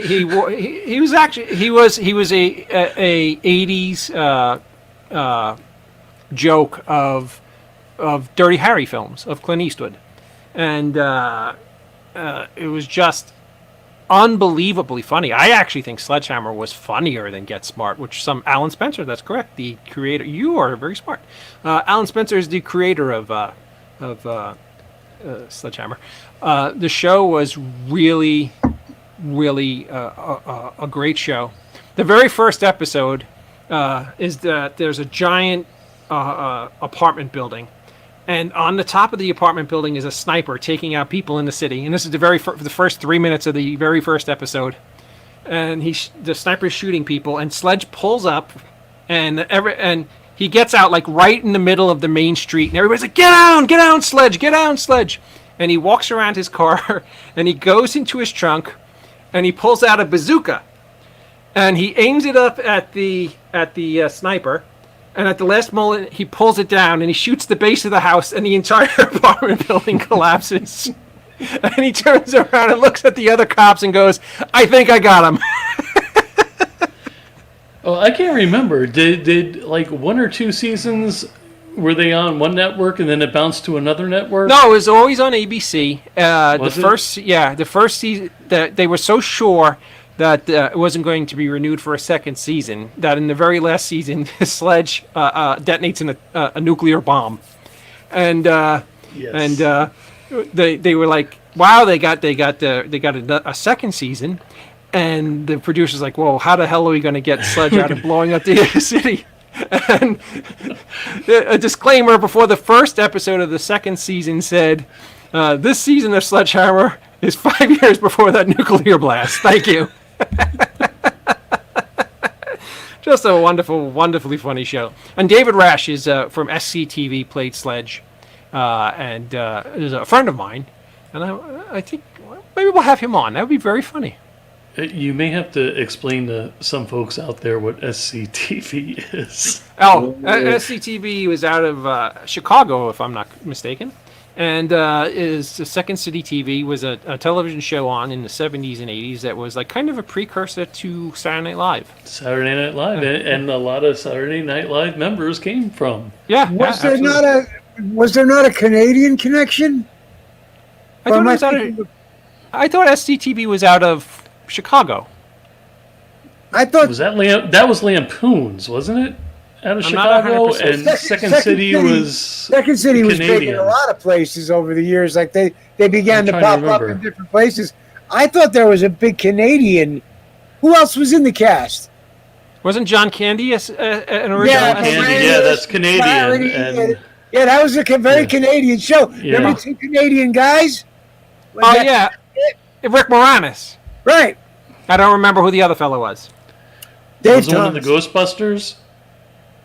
Oh, Dave Thomas. You're right. Yeah, you're right. Dave Thomas. Yep. He's in the Ghostbusters, but he's not a Ghostbuster, right? No. Rick Moranis, yeah. All right. Is there anything else you guys want to babble on, or we're going to let Babylon? Nice place in New York. Let our poor hostages release our poor hostages. You guys, man, crazy. Yeah, SCTV, Rick Moranis and Dave Thomas. Jeff's had a lot of fine comments and input tonight. Thank you, Jeff. What am I? Matt said Bill Bixby directed a good bit of Sledgehammer. Yes, he did, but only after he was a season 2 director. And actually Daniel Atitis, who did Silver Bullet. Eugene Levy was SCTV. What am I thinking about that group from Chicago? Wasn't that National Lampoons? The Lemmings? Well, no, National Lampoons Lemmings was in New York. From Chicago. Well, Bill Murray and there was the what the hell was that group? Bill Murray, John Belushi, or Jim Belushi. The Groundlings. The Groundlings. Groundlings. Where were they from? I thought they were L.A. I don't know. Maybe I'm mistaken. What the hell do I know? There was another outfit. Was it the Chicago Improv or something? I've been drinking since 8 o'clock right before the show, so I'm going to be a bit of help here. Sorry, I mean, Scott, you got to understand, I got to deal with Dave, I had to deal with Jason, I had to deal with George not having internet. You have to deal with Dave? Like, really? You guys, man. Either way, ketchup doesn't go on hot dogs. Wrong. Ketchup, mustard, and friggin'... Never mind. I'll have to agree with her on that one. Ketchup doesn't go on hot dogs. Yeah, I was never a fan of ketchup on hot dogs. Ketchup, mustard, and relish. But never Ketchup's a hamburger thing. So mustard is a hamburger thing also? No, mustard's a hot dog thing. Well, tell that to McDonald's and Burger King. Well, that's in the secret sauce. That's in the South, brother. No, that's in their regular hamburgers and cheeseburgers. Ketchup, mustard. There's no mustard up here in the Northeast in Burger King and McDonald's. To hell, you say? There isn't. Actually, the secret sauce is ketchup and mayo. The secret sauce is actually Russian dressing, right? Russian dressing, yeah, Thousand Island. Ketchup and mayo. You guys, man, what is? I'm going to sleep now. By the way, Gwendolyn says that you guys are so rad. It was so great to meet you. It was great to meet you. Thank you so much for doing our show tonight. Absolutely. And you rock hard. You kick ass. I can't wait to watch your next performance. Yes, we got to keep live music alive. Live music alive. Yes. With that being said, is anything you would like to say in parting, Mr. Schiaffo? No, everybody, please stay safe. Everybody, I love you for your support. And keep the faith. Oh, no. You're not going to get off that easy. Yeah, really. Okay. I know you posted that there's a Clerks 3 script that was written, and B, I know you're doing something with Scott Meany, and C, how's your book of poetry and the CD going? Oh, wow. Okay. Well, that's going very well, and thank you all for supporting the audiobook and the printed book. Picked up a little bit since COVID. I got to do a music track with Scott Meany for his holiday special, which I'm ecstatic about how it's coming out. I don't know how much I could say about it because he's holding off letting anything sort of slip out before it's ready to go. But there's a spoof on a Tom Waits track that is just hilarious. And musically, it was a wonderful project. I got to put all the tracks together, and what Scott did with it once they took the vocals to another place, it's hilarious. And with the puppets, it's just madness. And yeah, Kevin dropped a big post today about the nature of Clerks 3, but that's not completely new. He's been talking about how the storyline for Clerks 3 would have a lot of opportunity for OG cast to pop in and maybe have a place in it. So we'll see. You never know. Kevin is a man who is driven by his muse, and he stays true to the word and true to the story and the character. He wouldn't just shoehorn somebody in for the sake of them being on camera. But it looks good for a lot of the OG Clerks to be popping in on this one. So we'll see. Awesome. It would be nice to see. Somebody's major bite. Well, okay. Major what? I had major reverb. I apologize. Yeah. Oh. It would be nice to see the Chuli's Gum Guy, one of the funniest characters in the history of the Viewer Skew universe, to make his triumphant return. We got our fingers crossed for you, Mr. Schiaffo. Wow. Well, thank you. That would be pretty awesome. As without saying much, but Kevin has said a lot. Anybody who follows Kevin kind of knows what the premise of this new Clerks 3 is really going to be. I don't want to get into it and get long-winded, and people know, but there's just really interesting ways that the old cast, OG, the old gangsters, can come back. Absolutely. Awesome. Well, with that being said, you don't need to go on a one shot. We'll go out as a family, like we are. I want to thank everybody who watched all our programming tonight. The guys on the first show, you were incredibly talented. Great stepping in. Jay did a great job stepping in for George. It was just really entertaining. The cats from the movie are just great guys. I'm having a Monster brain fart. Squad. The Monster Squad. You know, it's funny. I can't believe I couldn't remember the Monster Squad. It's literally a movie I've seen like 150 times. I love that movie, and those guys are great. And of course, the professor, Mr. Mandeville, was on. I want to thank Martin Davis for stopping on my show tonight. A dear friend who's known me since I had pubic hair, and the wonderful Gwendolyn Cassella, who's just a badass rocker from the Bonnie Brae All Stars. Next week, we have a great evening of entertainment lined up for you. I can't wait for our Grand Poobah, our master, our Big Cheese, our boss, Mr. Romero, to be up and running. And we will see you guys all next Friday. Remember, be kind, be safe, and be happy.